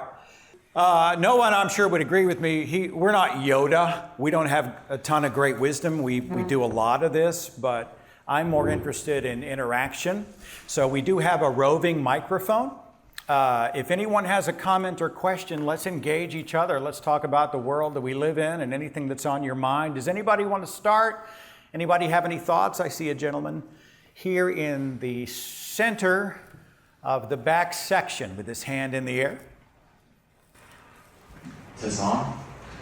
First of all, thank you so much for being here. You guys are awesome, and that made me laugh. My family laugh forever. You guys are awesome. Thank you. If you were to ask right now, I know it's a subject of the moment, but AI has been here for about a year now. I work with it constantly in work and things along those lines. If you were to ask the GPT 5.6 that came out yesterday whether God exists or not, and give you a hard answer on that, weighing all the evidence, empirical, philosophical, and everything, guess what it would come back with? It comes back with a percentage, depending on the prompt. It comes about 60 to 80% chance that God does not exist. Seems low. Like 20 to 40%. So my question too is, there's what role does AI have in this? I mean, are they going to be the biggest advocate? Because when you boil it all down, all the facts and everything, you ask AI right now, my grandma could ask right now, it's going to come back with the answer, the right answer. And so is it an advocate or is it dangerous? Or what are your thoughts on AI? While he answers, I need to look for a second mic real fast. Go ahead, brother. Sure. So my concern on that is that if you don't get the answer you want from ChatGPT, you'll go to different AI. They're already crafting AI specifically designed to lie to you about this issue or that, right? So Elon Musk has decided to make his AI lie to you about racism. We covered a story recently on The Scathing Atheist that was where somebody was making an AI that was designed to lie to you about Jesus. So my fear is that we are going to tend towards whatever gives us the answers we want rather than whatever gives us the answers that are correct. And of course, we're going to do that now with the imperator of AI, right? So people will say, it's not just that my priest told me this, it's that the all-knowing AI told me the thing it was programmed to tell me. The thing that gets me is the people who are having affairs with their chatbot. They're leaving their spouses and going in these weird relationships with a chatbot with ChatGPT or whatever. There have been news reports. There's one guy and his marriage is on the rocks. His wife is estranged because he disappears into some other parts of his life to talk to a non-human. Does that speak to our desire for connection? But then we've got it feeding it back to us what we may want to hear, and then we're in the spheres of disinformation. It's funny, the more connected our world is, the more disconnected our world seems to be. I don't know, I use AI to like clean up images, and I've used it, I used it on my taxes. I mean, I would have spent all day doing a P&L and trying to put all the numbers together. And I was able to feed it into AI, and it was able to do the calculation in a way that made my life easier. But I also, we've talked about this on the show, I'm fully aware of two major things. One is I know that it's stealing from creators. And the people who are, I used to think technology would be doing menial work so we could make art. And instead, technology's making art so we get fired from the menial job and have no work. It's weird. I am a little concerned about the power issue, but I also think that there are whole religions already sprouting up around AI. Yeah. There are people who are worshiping at the churches of AI in a sense, and that freaks me out. Like we will worship almost anything. Yeah. Well, almost anything. You're talking about people having romantic relationships with AI. I recently read a excellent book called The Yahoo Boys about Nigerian romance scammers. And he made the point that I thought was really interesting that ChatGPT in so many ways is just a Nigerian romance scammer, right? It's something that'll tell you exactly what you want to hear, and it'll be as attentive as you want it to be. You just have to keep feeding it money, right? And that's one of the interesting, like ChatGPT is putting that scam out of business. So that's one, it's eating, it's drinking all our water, taking all our jobs, but Grandma's a little bit safer from thinking that she's about to marry Keanu Reeves. So there's also that. Anybody else? I see a gentleman in the back here, and then I see someone here. We'll come back to you in just a moment. Love the shirt. Oh, he's got what is it, Scathing Atheist shirt. Nice. Okay, so I'm going to go with the lighter question, I suspect. So I'm going to grant each of you the power to keep Donald Trump from ever having been considered a viable candidate for president, let alone being elected. But to do it, you have to wipe either the Super Nintendo or the Sega Genesis from history, and it never existed. Which one and why? I'm really curious what you think, Noah and Seth. Feel free to jump in. I'm not sure I understand the question. Rephrase it. Use small words. Use your hands. Brace yourself. So, Donald Trump, bad. You could stop him like John Connor. Yes. But to do that, you have to either wipe out the Sega Genesis so it never went to market, or the Super Nintendo so it never went to market. That's the side effect of stopping Donald Trump. I'd nix them both and use ColecoVision, but that's just me. All right, so I'm going to stand here. I'm going to sit here and pretend that I'm not appalled that he just talked about getting rid of 2 Generation 4 consoles in favor of a Generation 2 console. Doesn't even make sense, Seth. But yeah, no, obviously you get rid of the Sega Genesis. I mean, come on. Super Nintendo gave us so many classic games. Sega Genesis just had really good marketing. Anybody here have an Intellivision? Anybody remember Intellivision back in the day? Same. Yeah. Spending a lot of money on their marketing. There was someone over here with their hand up. Let's go there next. I've got John. He has a big mic and a small mic. The small one is for our video camera, so I can have that. So if he holds 2 close to your face, he's not insane. He's practical. He is the godless engineer. Go ahead. Hi, guys. Seth, I've been listening to you for a while, but I don't really know you, Noah. So I don't know you either. It's fine. But this has been bugging me for a while, your name, Noah Lugeons. And I just was curious if it's a play on words, if that's your real name. It would be crazy if that was my name and I did this job, wouldn't it? No. So it's a fake name, and the hard part about coming up with a fake name is that I had to come up with a fake name that would work for my wife as well. So I'm no illusions, she's Lucent Delusions. So took a minute. And if there's somebody more epic, there's anybody more epic than Noah, it's Lucinda. She is a superhero.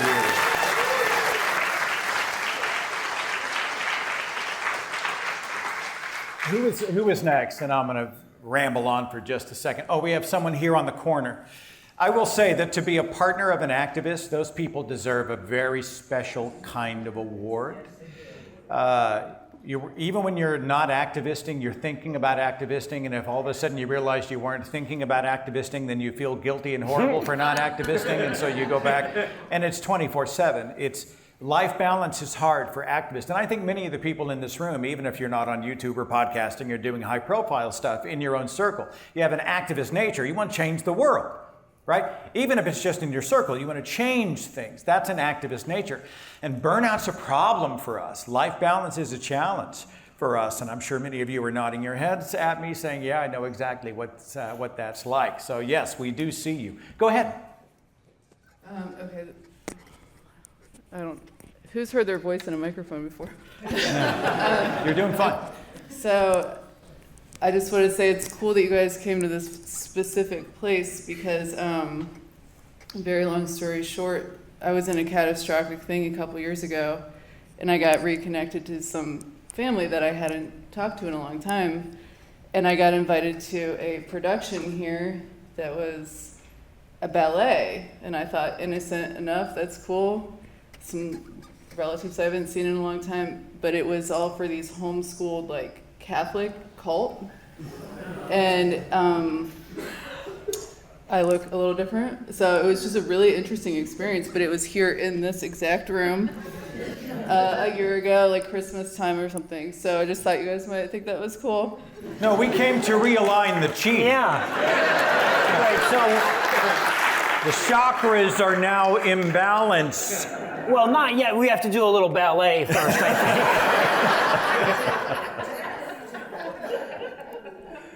Honestly, when you first said that, I was sure you were going to tell me it was one of that Full-On Gong show or something like that. Maybe even worse. We have somebody up there? Okay.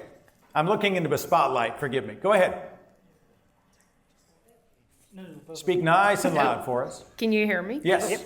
But that was your question. I'm sorry. Seth, I have a problem with my in-laws at times overstepping their boundaries on religion. How do you handle that? Like, we try to keep the boundaries there and let them know no religion at the table, but it doesn't work, and they're very like pushback on it. So how do you deal with that? Did I say that I'm not a life coach, psychologist, or qualified counselor? Did I say that a few minutes ago? I have opinions. It's amazing the permission that blood relatives give themselves to do and say things that we would never allow from anybody else. And I don't want to get too heavy, but I remember when I was deconstructing and everybody in my hardcore evangelical family went into panic mode. Prodigal has to be brought home. He's going to go to hell. Mom says you're embarrassing the family, you're tarnishing the family name, blah, blah, blah. And it was just a barrage. And they were crafty. One day it would be a text that talked about a verse or this or a correction in the Lord, or the next day it would be a link to a sermon video, or she would give me a book, or she would threaten me with hell. Or Dad, my father said, there can be no fellowship with an unbeliever. Nothing else can be enjoyed until we solve the eternal problem. And I remember they would say and do the worst stuff, thinking they were doing it in love. And I remember abiding that in my own life for the longest time under the excuse, well, they're your parents, and you need to respect your elders. And I finally came to a point in my own life when I thought, I'm not doing any of this to them. I'm not pounding on their door. I'm not telling them to change the way they live. I'm not saying, hey, live your life my way. This is a total double standard. And so I set a boundary that was a harder line. I got so tired of the constant sermonizing and the guilt and the shame and the boundary crossing that I said, all right, look, first of all, do you believe that Jesus can do anything? Yes.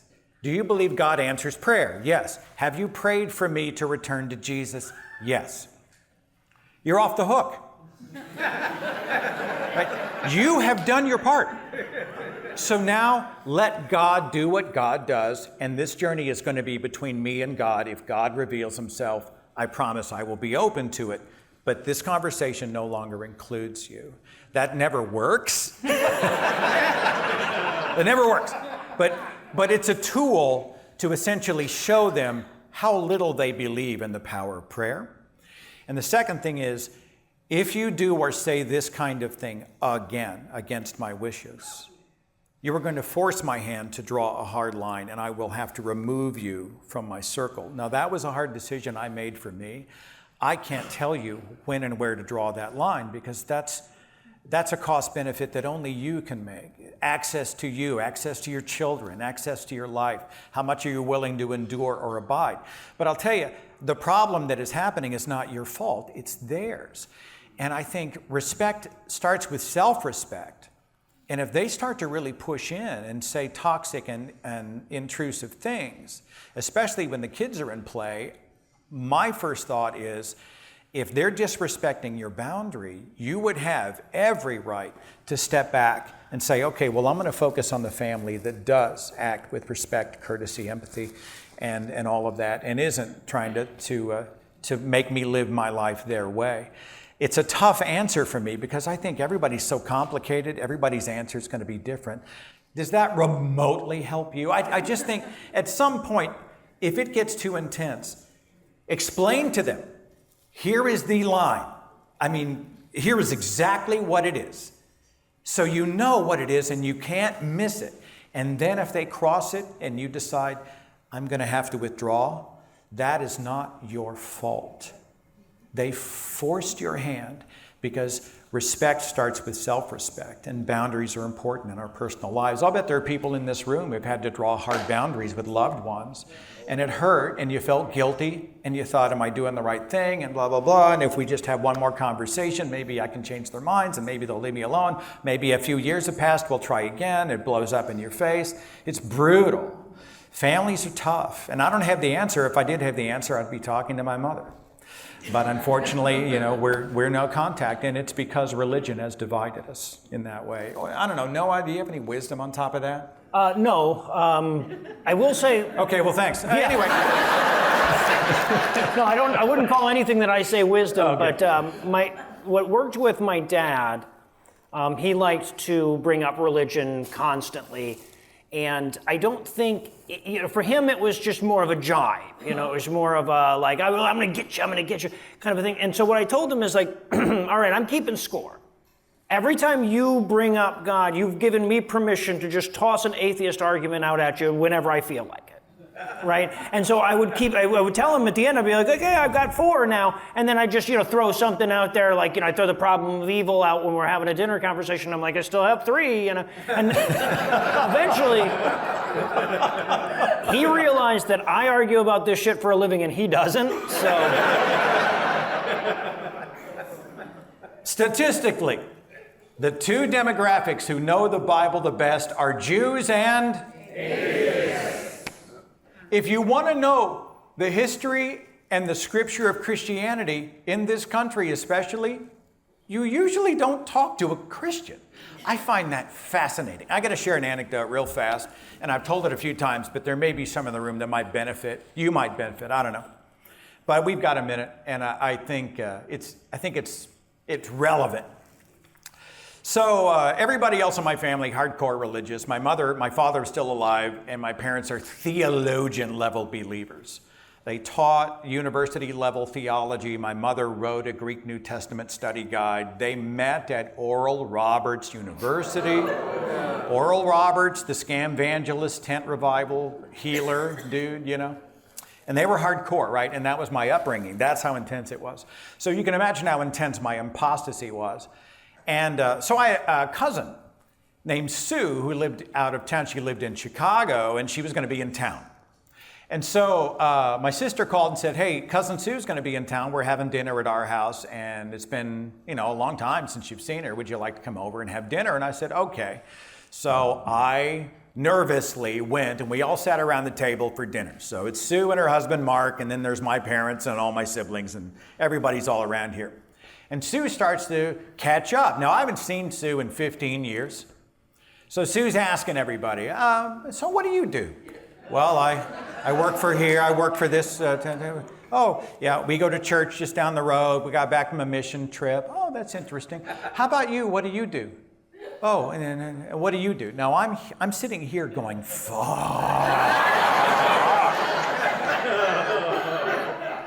Because I know it's going to come around to me, and I'm going to have to decide how to respond with all of the people in the room, especially my totally humiliated mother and father who've been sending me sermons and threats and everything else.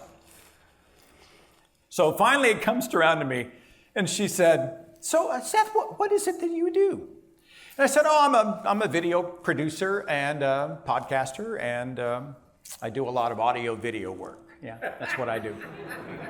Anyway, and then I kind of ham-handedly kind of shifted over, and I said, and they do a lot of, I don't know, I forgot exactly how I did it. But I could tell Sue was not satisfied with my answer. So Sue said, Seth, I want to come back to you. What, you audio, video, you podcasting, really? What do you podcast about? Well, we talk in depth about religious issues.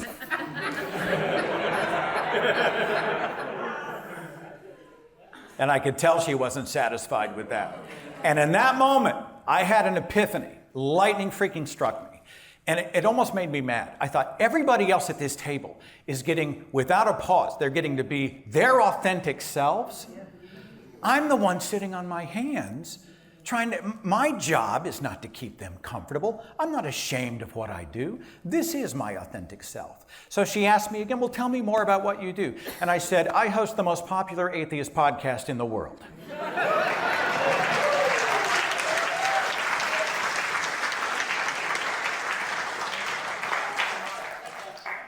And I waited. Mom and Dad, I could see them sink a little bit. Nobody freaked. Nobody blew up. It didn't go as south like I thought it might, and it could have, all right? But it was liberating. Now, here's the interesting part. They go back to Chicago, and I get an email from Sue.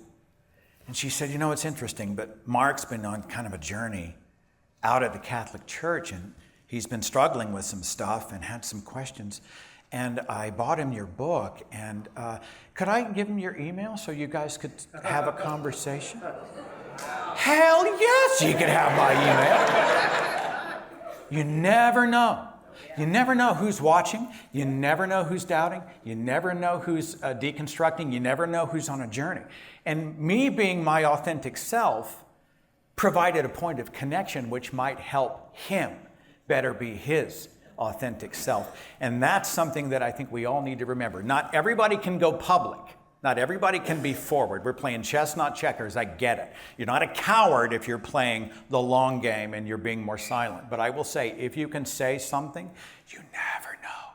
You never know what sibling, what parent, what child, what neighbor, what friend, what coworker is going through something internally, and they find out that you are on that journey, and they reach out. And I think, honestly, it's shit like that that changes the world. Anyway, thank you for letting me tell that story. So,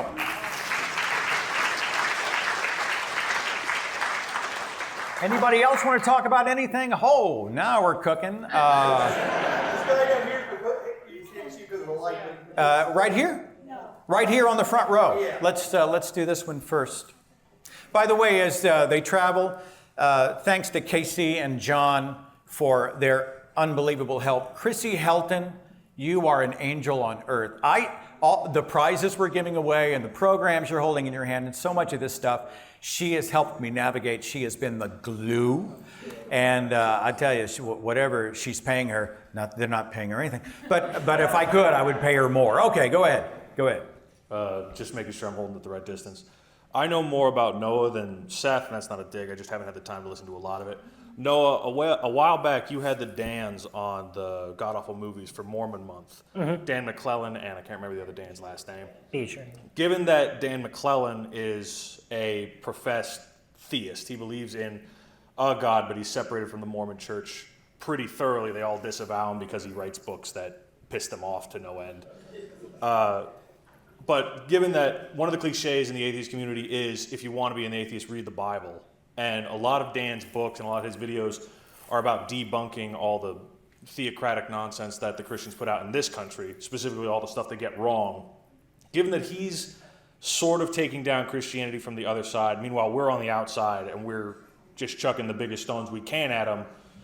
But is there sort of a conflict of interest in being on the same side with someone like Dan? I love Dan. I have his book, The Bible Said So, and it's a fantastic book. And I bought it for my young nephew who had questions about the Bible, and I was just like, listen, I don't have the time or the patience, and you don't know how to read the Bible yet, because it's got a lot of thous and these, and you're still on whatever Nancy Drew is now. So I said, you read this book, and then if you have any more questions and you still want to go to church in our small town, then you can ask me more questions, and I can tell you what I've done for the past 20 years of being an atheist. Mm-hmm. But is there a conflict of interest being on the same side as someone like Dan McClellan, because he's technically arguing for the side of them? He's like, I believe there is a God or a creator, however vague they feel like getting at that time of day.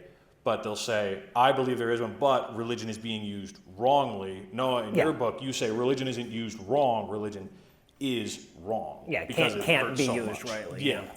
Yes, absolutely. So before we had Dan on the show, I did a lot of, for lack of a better term, soul searching about promoting somebody, on the show that is a believer and argues in favor of the Bible. And I think he softens it, right? So he makes it a little bit more palatable to progressive people, which is ultimately, I think, against our goals, right? So I did a diatribe a long time ago about the progressive Christian who thinks that they can move Christianity beyond its bigotry or beyond whatever's holding it back. And I likened that to picking up the anchor and moving it a little bit further.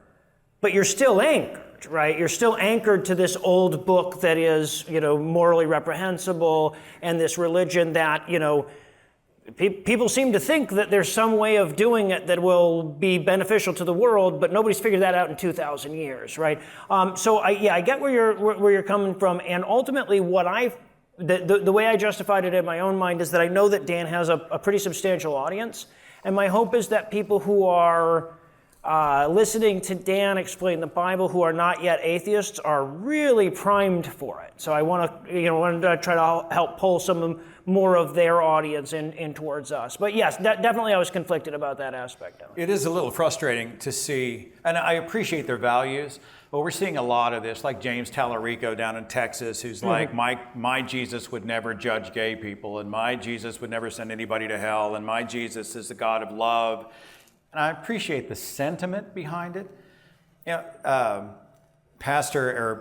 He's a minister, I think, John Pavlovitz, he continues to talk about how Jesus never, ever condemned gay people. And I appreciate the sentiment, but have you read your Old and New Testament? Right? I mean, I'm literally chapter and verse about stoned to death, and they will not achieve heaven, and they're an abomination, and blah, blah, blah. And so I find that they've made a God almost in their own image, and it's hard to know what to do because you appreciate the humanism behind their motive, but I mean, they're not really selling biblical Christianity, are they? Well, interestingly enough, so the book that you mentioned, The Bible Says So, Dan tackles that question and does the Bible condemn gay people? And comes very forcefully on the side that, yes, it absolutely does. He is defending a form of Christianity that, steps far enough away from the Bible to, I guess, ignore that or forgive that. But there's a point where then if you're stepping away from the foundational documentation of your religion, then what are you stepping into, right? If not atheism. So he's at least honest about what the Bible says in that sense, but I've never heard him address well, then how do you justify using this book as the foundation of your religion concept? Joyce Meyer, the evangelist, is coming to my town next month. Joyce Meyer, who has made millions of dollars as an evangelist. And I'm not going to do it, but I fantasize about standing in front of the parking lot where people are pulling in with the placard reading 2 Timothy that says, I do not permit a woman to teach or have authority over a man. She must be silent. Joyce Meyer must be silent in the churches. I fantasize about it. Joyce Meyer protest. A Joyce Meyer protest. Let's see, was there anybody else? I've done one in the front. I want to do, let's do this. Where are you, John? Let's do this gentleman in blue, and then we'll do the person behind. And I will come back to you, I promise. I will come back to you.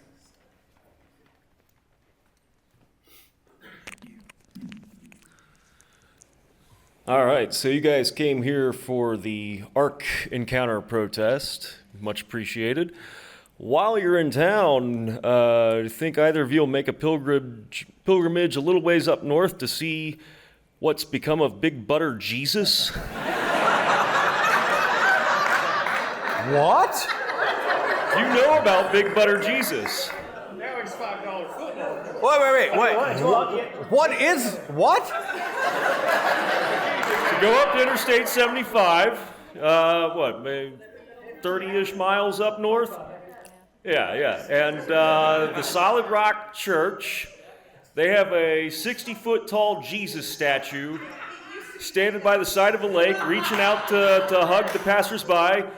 The original one burned down after it was struck by lightning. I remember that. Yeah. That was Touchdown Jesus. They called it Touchdown Jesus, that was Touchdown right? Jesus or Big Butter Jesus. Now you think he's Zombie Jesus, $5 footlong Jesus, Hug Me Jesus. He's a lord of many names. Yeah, we recently talked about that on the show, and I didn't realize we were that close to it. You got to see him while you're here. Yeah. The Lord works in mysterious ways. There was a young, a young lady behind you, and then I promise I'll come back to you. Behind you, 2 rows, John. Thank you. Sorry, I'm not really used to talking in front of big crowds like this. I think that any belief could be interpreted by, depending on your perspective coming at it, I think any belief could be, or lack thereof, could be interpreted as a product of indoctrination. So how do you two individually perceive things in a way that, the difference between incorrect information and correct information, how do you distinguish between the two? And how do you think that we as a society could distinguish between the two as people who are amateurs and not professionals on certain topics? How could we maybe understand what is true and what is untrue? Explain epistemology. So that's what science is, right? Science is the method by which we determine that which is true. So we can't be experts on all the sciences rather. So the best we can do is, unless we want to develop our own expertise, is to trust in the consensus of scientists, right? And luckily for almost every question that we have, there is a consensus among scientists. And for those ones where we don't have an answer or where we don't have a consensus, it's okay to not know too. But when it comes to just, how do you know that you're following the right beliefs versus being indoctrinated into a set of beliefs, I think it's far easier for Seth and I to make that determination because nobody, no organization, no institution was trying to push us in this direction, right? In fact, they were pushing us quite the opposite direction. So it's hard to be indoctrinated, if there's not an indoctrinator. But I think, proper epistemology and science, that it works, you know. The difference, I think, too, between I was taught what to think, I wasn't ever trained how to think, right? And the training of the mind to think, right? Science is not a book with a bunch of facts. Science is a process. We can all be scientists. And I remember I knew of Carl Sagan, but I didn't really fall in love with the voice of Sagan until long after he had died. And I remember thinking, whoa, science, we're all doing science every day. To some degree, we have this imperfect solution of the experts peer reviewing the experts, and then they have to course correct and whatnot. But I will say that I have a whole new respect for experts in their field, genuine trained scientists, reputable, credible scientists, in an era when our Department of Education has never one day taught in a classroom and ran a World Wrestling Federation. When the guy running the Department of Homeland Security is a plumber, right? I mean, when the guy running the health department has no health credentials whatsoever. He's like negative health credentials. The man swims in sewage. There's a war on expertise, and I just saw that Neil Schubin was just elected to head up the National Academy of Sciences, and I was cheering at my computer. But, it's imperfect because people are imperfect. But I think the training of the mind, learning to watch scientists who are checking each other, who watches the watchers, it's a far from perfect system, but it's sure a lot better than, going out and having some homeopath on TikTok tell us to sit on the floor and eat shark cartilage and align our energy meridians, with no qualifications whatsoever. I don't know if that remotely answers your question. I want to did you have a question? I promised I would come back to you before we moved on. I want to be true to my word. And then I'm not being rude. I don't have a clock in the back, so I'm checking my watch. By the way, I want to say a thank you to Morgan, who is our audio-video person today. It's funny, when you do AV correctly, no one knows you exist. But I see you, Morgan. Everyone, please, a round of applause for Morgan.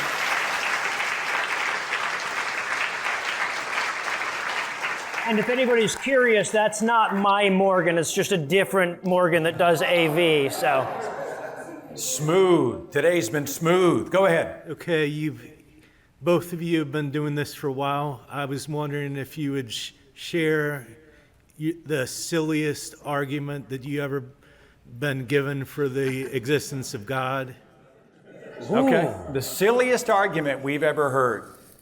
Oh, I've got a great one. So early on, a listener reached out to me with this one. We'd only been doing maybe 50, 60 episodes at that point, which now seems very early on.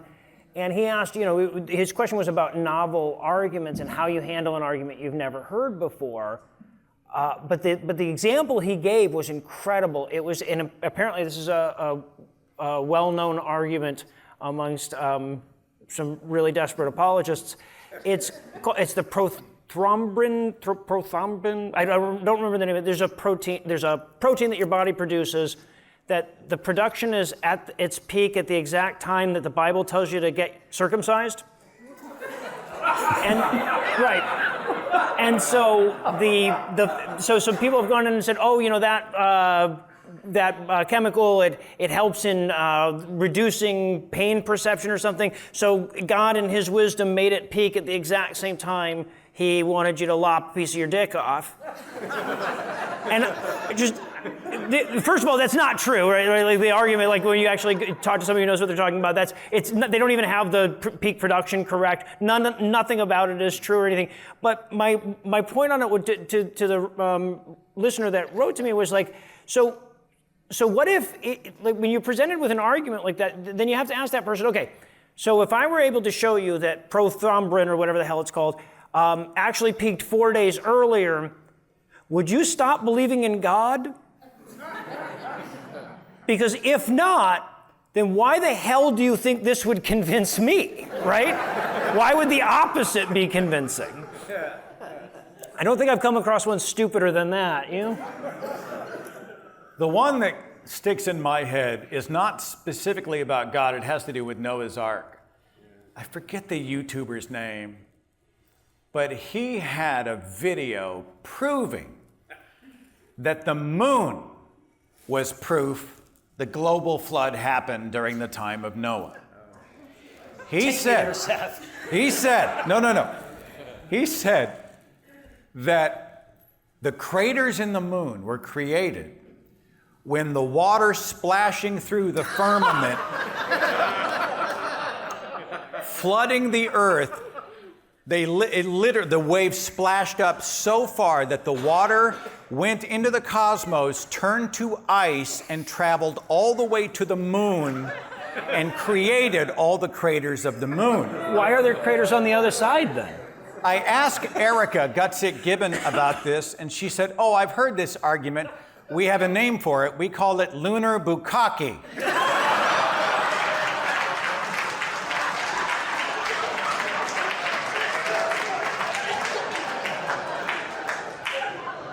Let's give away some free crap real quick, shall we? All right. Everybody get your raffle tickets out, and then we'll finish with a little more time together, and hopefully we'll all be there. So grab me a number, John. Let's do the blanket. All right, we got 023572. Oh, we've got someone. Now, I don't have a slide for this one. Fortunately, it's big enough. No, I'm going to have you take an edge. If you are looking to be comfortable and commune with the devil, come on, somebody take a picture. This is a primo moment. If anybody wants to sleep with Mitch McConnell, come on up here. All right, stand next to Noah. Somebody take a picture of this. And congratulations to you. What's your first name? Laura. Laura, thank you so much, Laura. All right. And because we're in the zone of comfort, let's do one more. Give me a number, John.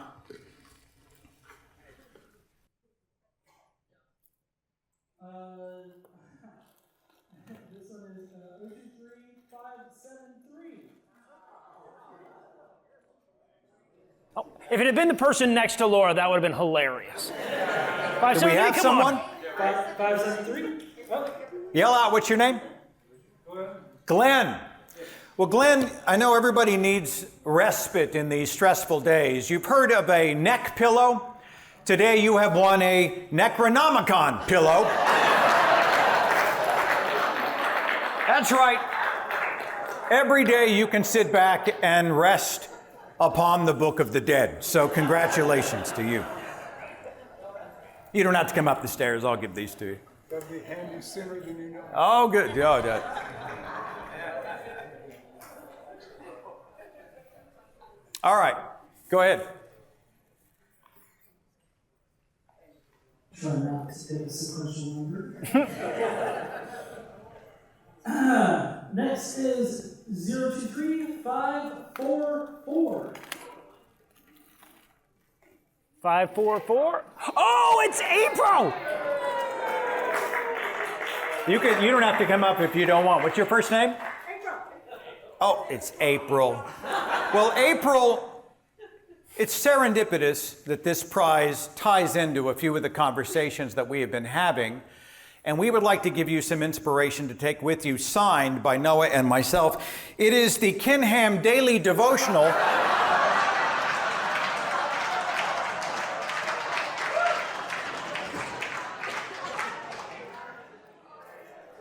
Right here. Just wherever. Right by his face, just right next to his face.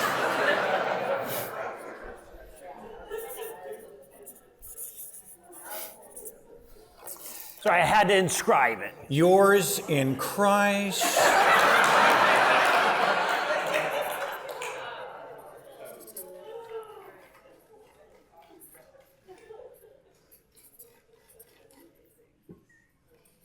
I put God be less at the very end of it for you, so you should be all set. Thank y'all. Very well. All right. Give me another one, brother. We've got, looks like 3 left, and then we'll fellowship in the Lord for a little while. Do an altar call. All right, 023614. Oh, we've got somebody in the back. Wonderful. Well, this is a very special prize. I heard about this a long time ago. Someone took the stories of the Bible and accurate to Scripture, depicted those stories using Legos. It is known as the Brick Testament or also the Brick Bible. I don't know if you want this signed or not. Do you want us to? I tell you what. Let me grab you after the show. We'll grab. Jesus, John.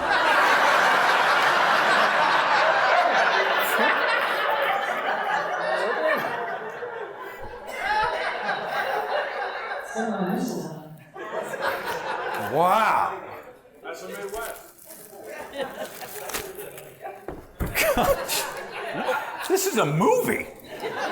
There you go, That's brother. not a knife. I'm going to show you a couple of slides, some images from the Brick Bible for you, and I think you're going to just love it. Wonderful. What was your first name? Mary. Mary. I'm so glad I'm not the only one here with a biblical name, so between you, me, and Noah, and John, we're covered. So. And I named Mary because my birthday is the Immaculate Conception Day.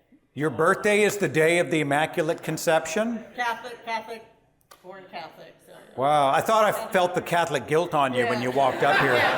Thought I felt it. Congratulations to you. Okay, I'm going to have to come over here and set this up using my laptop, but I wanted to show you a few of the images from the Brick Testament. Now,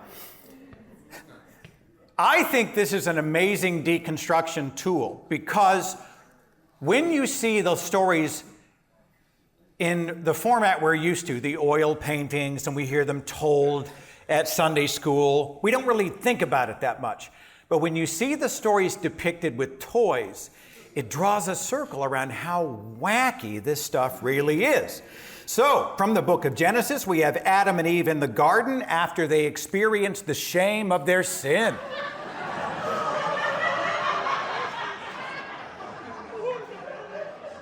We've got very angry Yahweh in the background. We've got a little Eve cleavage coming out over the... Genesis chapter 32, Jacob wrestles with God. God's doing some kind of move on him, I don't know.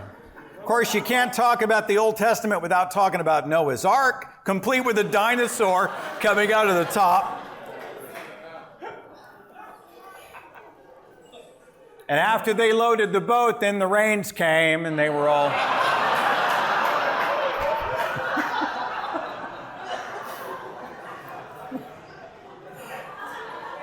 It drives it home, doesn't it? I mean, it just, you see it.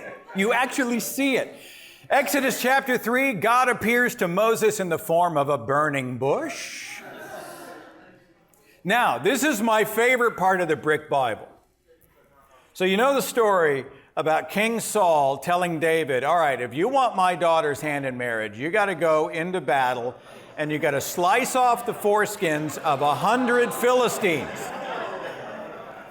David says, fine, I'm not going to just give you 100, I'm going to do 200 Philistine foreskins, and we see it in Lego. And if it wasn't enough to see the chop, we get to see him counting them out in Saul's kingdom.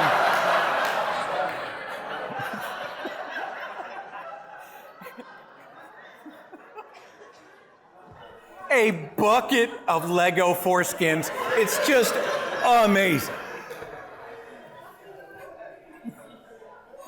The wise men at the manger of Jesus presenting their gifts.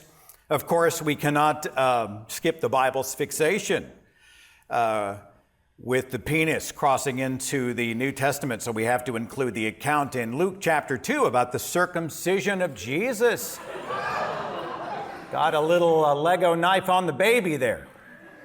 We've got the Jesus Last Supper Lego, we've got the crucifixion in Legos alongside the two thieves. Uh-oh, you don't want to be the unsaved burning in hell.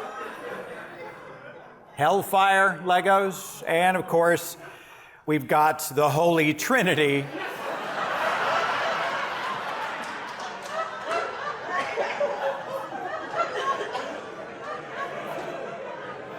Where the Holy Ghost is a literal ghost. I mean, it's beautiful. Amazing. Draw me another number, John. All right, we've got 023 582. 023582. 582. Do I have someone? I have someone here.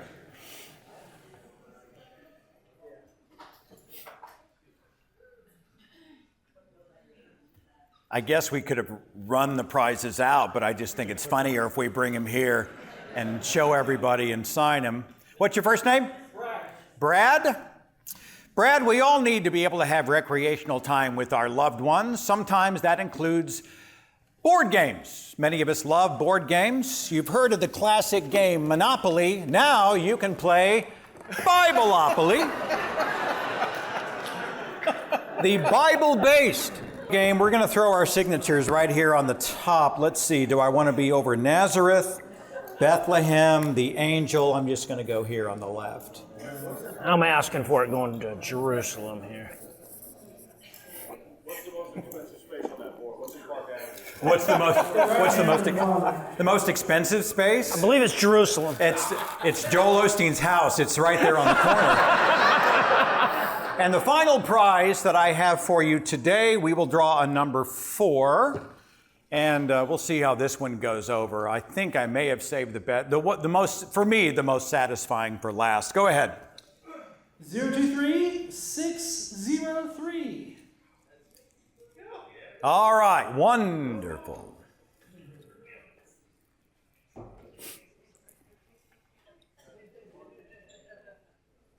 It's fun getting free stuff, isn't it? I mean, I don't know why, it's fun. What's your first name? Sky. Sky. Sky, sometimes in perilous moments, a moment of fantasy can help us deal. Sometimes those moments can be depicted using toys, figurines, action figures. I present to you, ladies and gentlemen, the Donald Trump in prison action figure.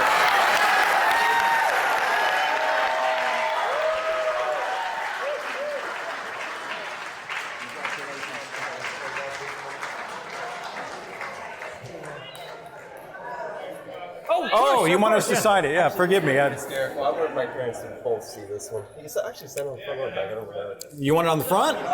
Where you want it? That's probably do it on the back. It might be easier.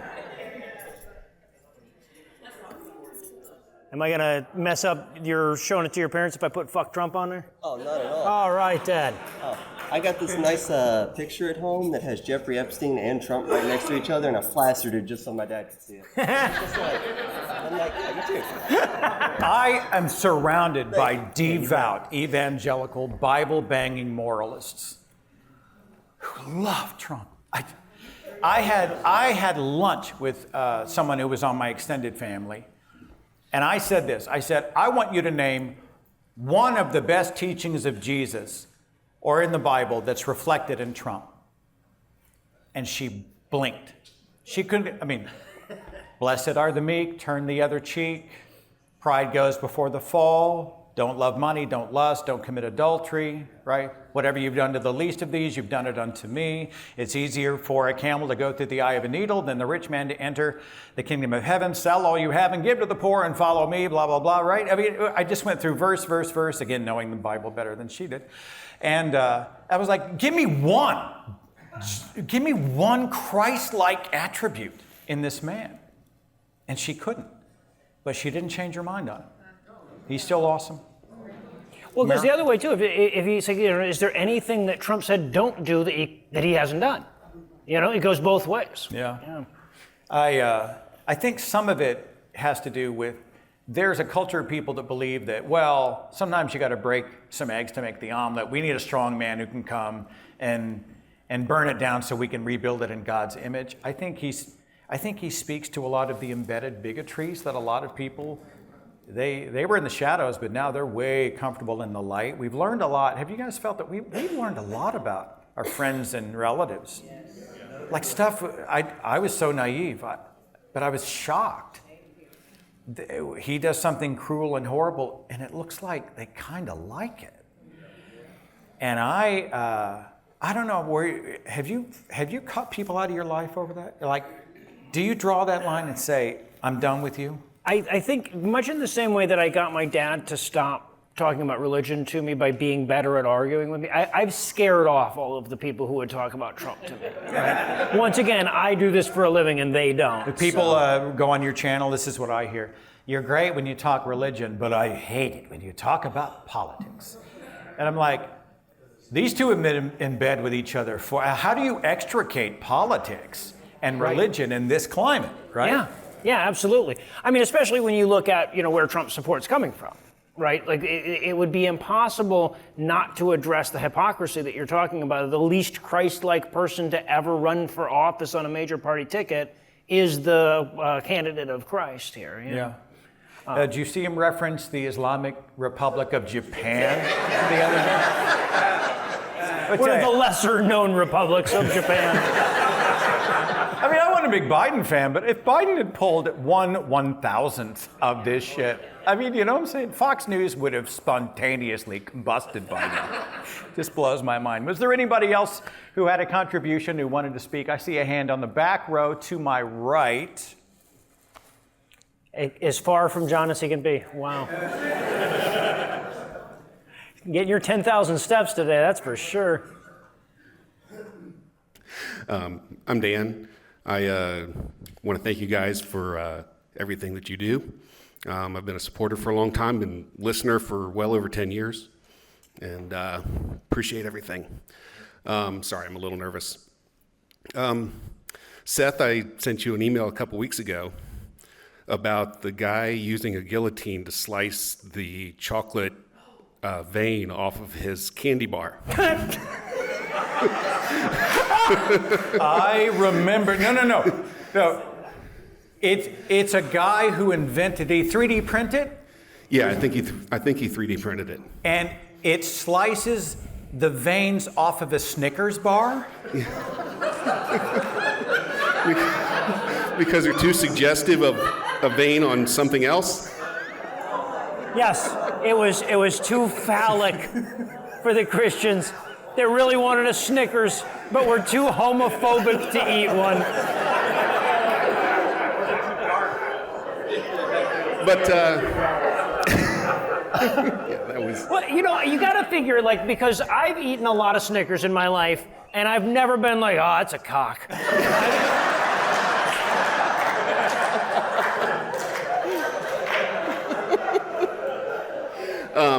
But my question to both of you, you guys are obviously rock stars in this community.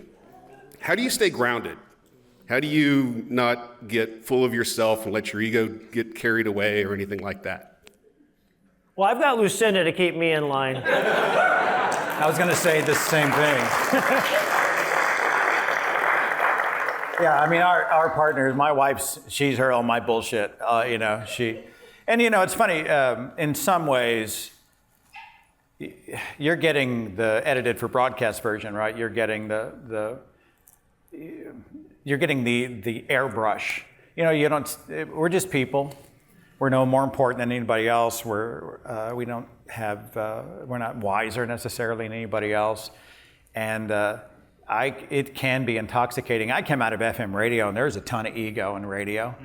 And these guys were walking around and they were, and it's easy to happen. But I'll tell you, I've made it an exercise to remember that nobody is obligated to bring me into their lives, like no one. And yet they did. No, they didn't have to give me the time of day. There were like 500,000 active podcasts in the world right now. They didn't have to listen to me. And yet they did. They don't have to call. They don't have to send an email, sharing their story. They don't have to come out and hug me on the road and introduce me to their family. And yet they do. And it just blows my mind. And it sounds like a freaking, I swear it sounds like a Hallmark card, but it's tremendously humbling when people have opened their lives and their hearts to you. And it is, for me, every day. I'm just blown away that I get to do what I care about. But I also am connected to a family that I'm not getting, a kind of family that I haven't gotten in my immediate biological family tree, because as I've learned, sometimes your family is the family you choose, and your family is the family that chooses you. And it has filled up my heart in ways that I can't even describe. So if you will, my friends, you complete me.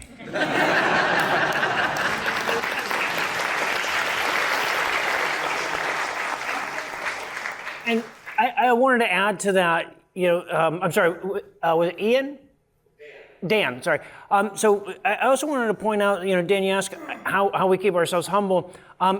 Y'all do that for us, right? So unlike a religious organization or something like that, you don't have the same type of hero worship that I think you get in a lot of other places, because we encourage our listeners and our viewers and our followers to call us out when we get things wrong. And so when I am strategically incorrect from time to time. I'll intentionally put mistakes into my show to see if anybody notices. So clever. He's so clever, yes. And when I do that, people will very quickly show up to say, you got that wrong. And they'll explain to me why how it's wrong and why it's wrong. And there are a lot of very smart people that listen to our shows. And so, we get educated very quickly. So, if you're looking for humility in this business, just say anything incorrect one damn time, and our audience will provide plenty of it. When I post a video or podcast, I don't follow comments because it's literally a black hole that you'll never get out of for a long term. But for the first 2 days, I'm hyper-focused, because if there's an error, I need to know about it. They'll find it within the first 48 hours, usually within the first 12. But there's also jaw-dropping pedantry going. So I did a piece on flat earthers. Can you believe there are people in this world who think the earth is a disc? It just blows my mind. Okay. I was saying these people, when so much of the evidence, the overwhelming preponderance of evidence tells us the earth is round. And immediately, I get emails saying it's not round, it's not it's an oblate spheroid. Which, by the way, is round. What blows me away is how many people will send in a correction without checking to see if they were right first. Right? People will be like, actually, that's not what that word means. I'm like, did you look at a dictionary first before you said this? Or are you just that full of yourself? People in the skeptic community are sharing things that they are not vetting, that are demonstrably wrong. There was one going out recently about Cher, who had called out Carolyn Levitt for something and humiliated her, and I love Cher. Well, Cher's a legend, right? There's no doubt. Cher never said the thing that they said she shared. There's a popular Donald Trump thing that's been going around, a quote attributed to, I think, the 1990s, where he said, if I ever run for politics, I'll run as a Republican because the Republicans are the stupidest party. Well, it sounds like something he would have said. Trump never said it. And yet it speaks to where we're at. We're outraged about him. He's such garbage attitudes about the world. And so we lean into those and hit click, like, share, like, share, like, share. And sometimes when I correct the record and say this never happened, people get mad at me. When did not being correct become the problem? We need to be creatures of the truth. And we're all emotional bags of animated meat. We're all higher primates. We are all susceptible. And it's going to be harder and harder in the world of deepfakes and AI and everything. I mean, what happens when somebody goes after you and they make a piece of media that makes you say and do whatever they decided you want to? You'll spend the rest of your life trying to debunk it. It's a crazy world. Yeah, no, I have Eli Bosnick as a co-host. I think about that all the time. Is it true that he went out on one of your GAM shows wearing a Was it a diaper or a thong or? All of the GAM shows, all of our GAM shows, yeah. No, it's funny. It all started the very first time we did a show. Oh, okay, all right, yeah. So the way it started was the very first time we did a live show, he said, "Oh, I've got this funny bit. What if I come out in my underwear?" And then you'll be like, "Dude, what are you doing?" And I'll say, "Oh, you just said to dress how I normally dress for a record." And I'm like, "Well, Eli, I wouldn't ask you to do that, but if you're offering, that's funny as hell." And so I think now he's gotten in his mind that nobody really would be happy coming to a live show if they didn't see his butt cheeks. And I just don't have the heart to tell him that's not the case. That's a show you don't do before dinner, apparently. That's not a dinner and a show, probably not. Here in our final few minutes together, I want you guys to be fully aware of a lot of the stuff that Noah is a part of. God Awful Movies is a remarkable achievement. How many films have you and your crew reviewed roughly to date? I think if you include our bonus episodes that we do for patrons, I believe we're over 600 now. I mean, 1,200 hours of Christian media, of movies. Are they pure flicks, or are they a guy with a cell phone cam and everything in between? Yeah, so as much as I hate to say it, Pure Flix represents the upper echelon of the quality that we deal with on God Awful Movies. But now, you're talking about the deep fakes and the problems with AI. Man, my life has just been made all the more miserable now that these people have access to AI. They can churn these movies out, 37 of them a day now. I love how a lot of the Christian media, when I was a Christian, I was the same way, so I can say it. I was the part of the white male, white hetero male conservative Republican Christian man, and I was playing persecuted all the time, right? Oh, I'm persecuted in this country, Well, like the God Awful Movies, isn't that where, was it Sorbo who's the teacher and someone goes on trial, God goes on trial? What's the name of what's the movie? So I think you might have a couple of them there, because there's God's Not Dead was the one where Sorbo played the college professor, He was the atheist. Professor. Yeah, he was the hardened, unhappy, miserable atheist. Right, who gets hit by a car and decides to be Jesus at the very last second. And then there was a sequel to it. I believe it was the second one where a teacher. Oh, remind me who played the teacher. She was famous in the 80s. Who was it? Melissa Joan Hart. Melissa Joan Hart, yeah. So she played the teacher that got sued for saying Jesus during a lesson at a public school. Somebody said, "Well, is there any historical example of somebody who's, whatever it was?" And she says, "Well, Jesus Christ of Nazareth." And so the ACLU came out to sue her. And then I believe that was the second one in that series. I thought that they missed an opportunity of having the rapture happen while she was on the stand in the middle of that one, but maybe part 6. We've done, I was able to guest on God Awful Movies, and we did When Footmen Tire, What Will Horses Do? Which is an Estes Perkel film that came out, I want to say the 70s, 60s or 70s. Yeah, I think early 70s, yeah. And it is torture porn. It is absolutely. Torture porn. And I'm telling you, there's a fetish aspect to a lot of the ways that religious organizations portray evil.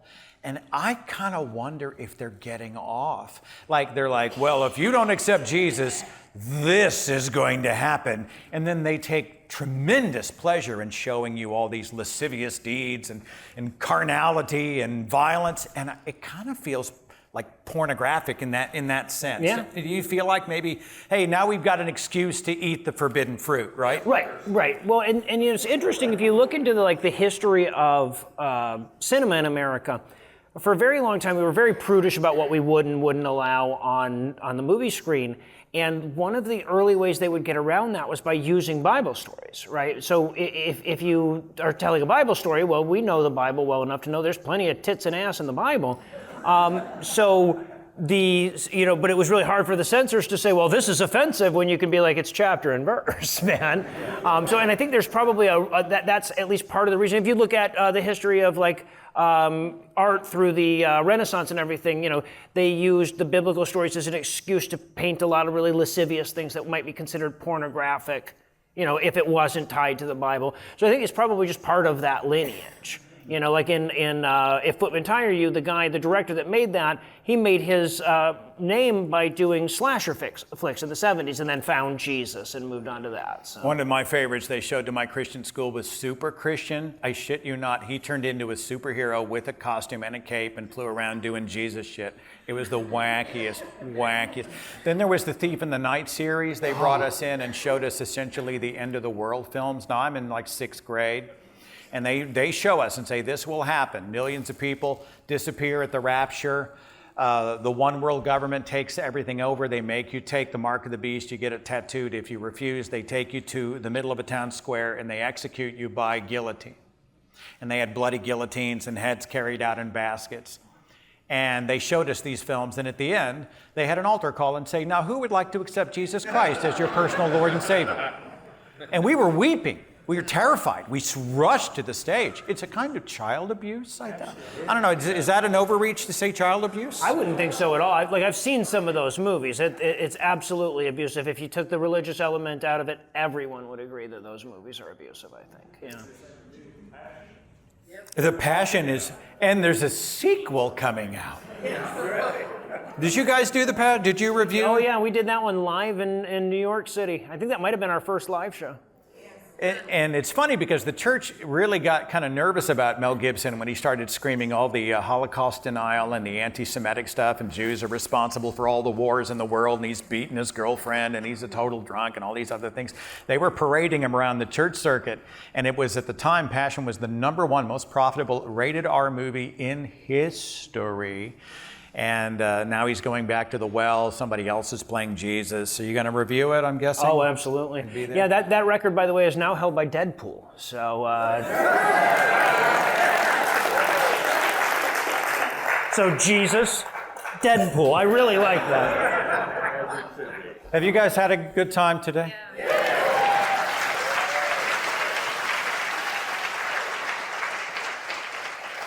That's really our dream. I know your time is precious, and I know that you have responsibilities in your life, and for you to be here it's a real gift to us. Everyone's thanking us for being here, but I don't know about you, Noah, but I look out and I'm just like, thank you. Thank you for coming. Noah, do you have any final thoughts before we put a bow on it today? Now that you put me on the spot like that, no, I just want to reiterate, I really appreciate you guys coming out. We do this week after week to an empty room, and it is really nice to sometimes be reminded that, there are ears on the other end of it. So thank you so much for coming out.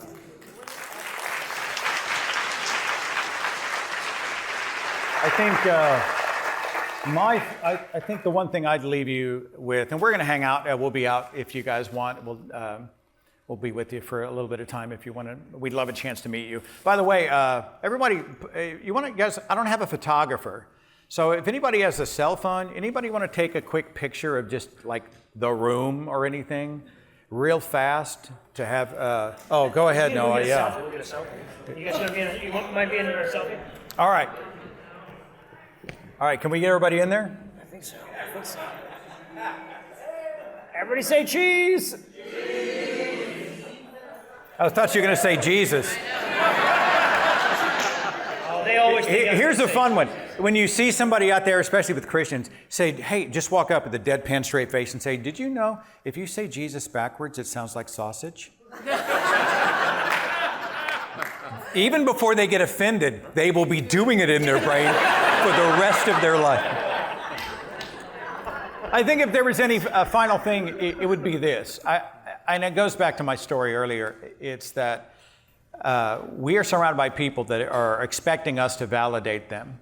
But that's not why we're here. It's not our responsibility to validate other people, to keep them comfortable. Certainly we want to build bridges where we can, but I'm telling you, would my life in some ways be easier if I played nice and, played Christian. I don't know, probably in some ways. But I would never go back. Did anybody else feel that? Like, I'd never go back. I would never retreat back into the matrix. Because even despite the challenges, I'm happier now. I'm less scared of death now than I am when I believed in heaven. Is that freaky? Like, I don't fear death. Like, the moments mean more because I know that they are finite. My relationships mean more because I realize that, the conditional ones fell away, and the people who loved and respected me for who I was, they were the ones who stuck around. Those are the important ones. And my circle has become bigger and smaller in some ways.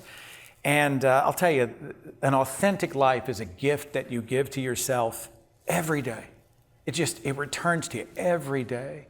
And that's my hope for you. When you leave and you get back out into this crazy world, and it is crazy, if you are able to be who you are and be honest about it and know that we're all just primates trying to figure it out, doing the best we can, and that we're good without God, we're good for goodness sake, and we are us and not who other people expect us to be, that is a gift. It is a Christmas gift, 365, 24/7. And I hope you give that gift to yourself. What an honor it has been to be here today. Thank you so much for coming out and being a part of this. A real pleasure. Thank you.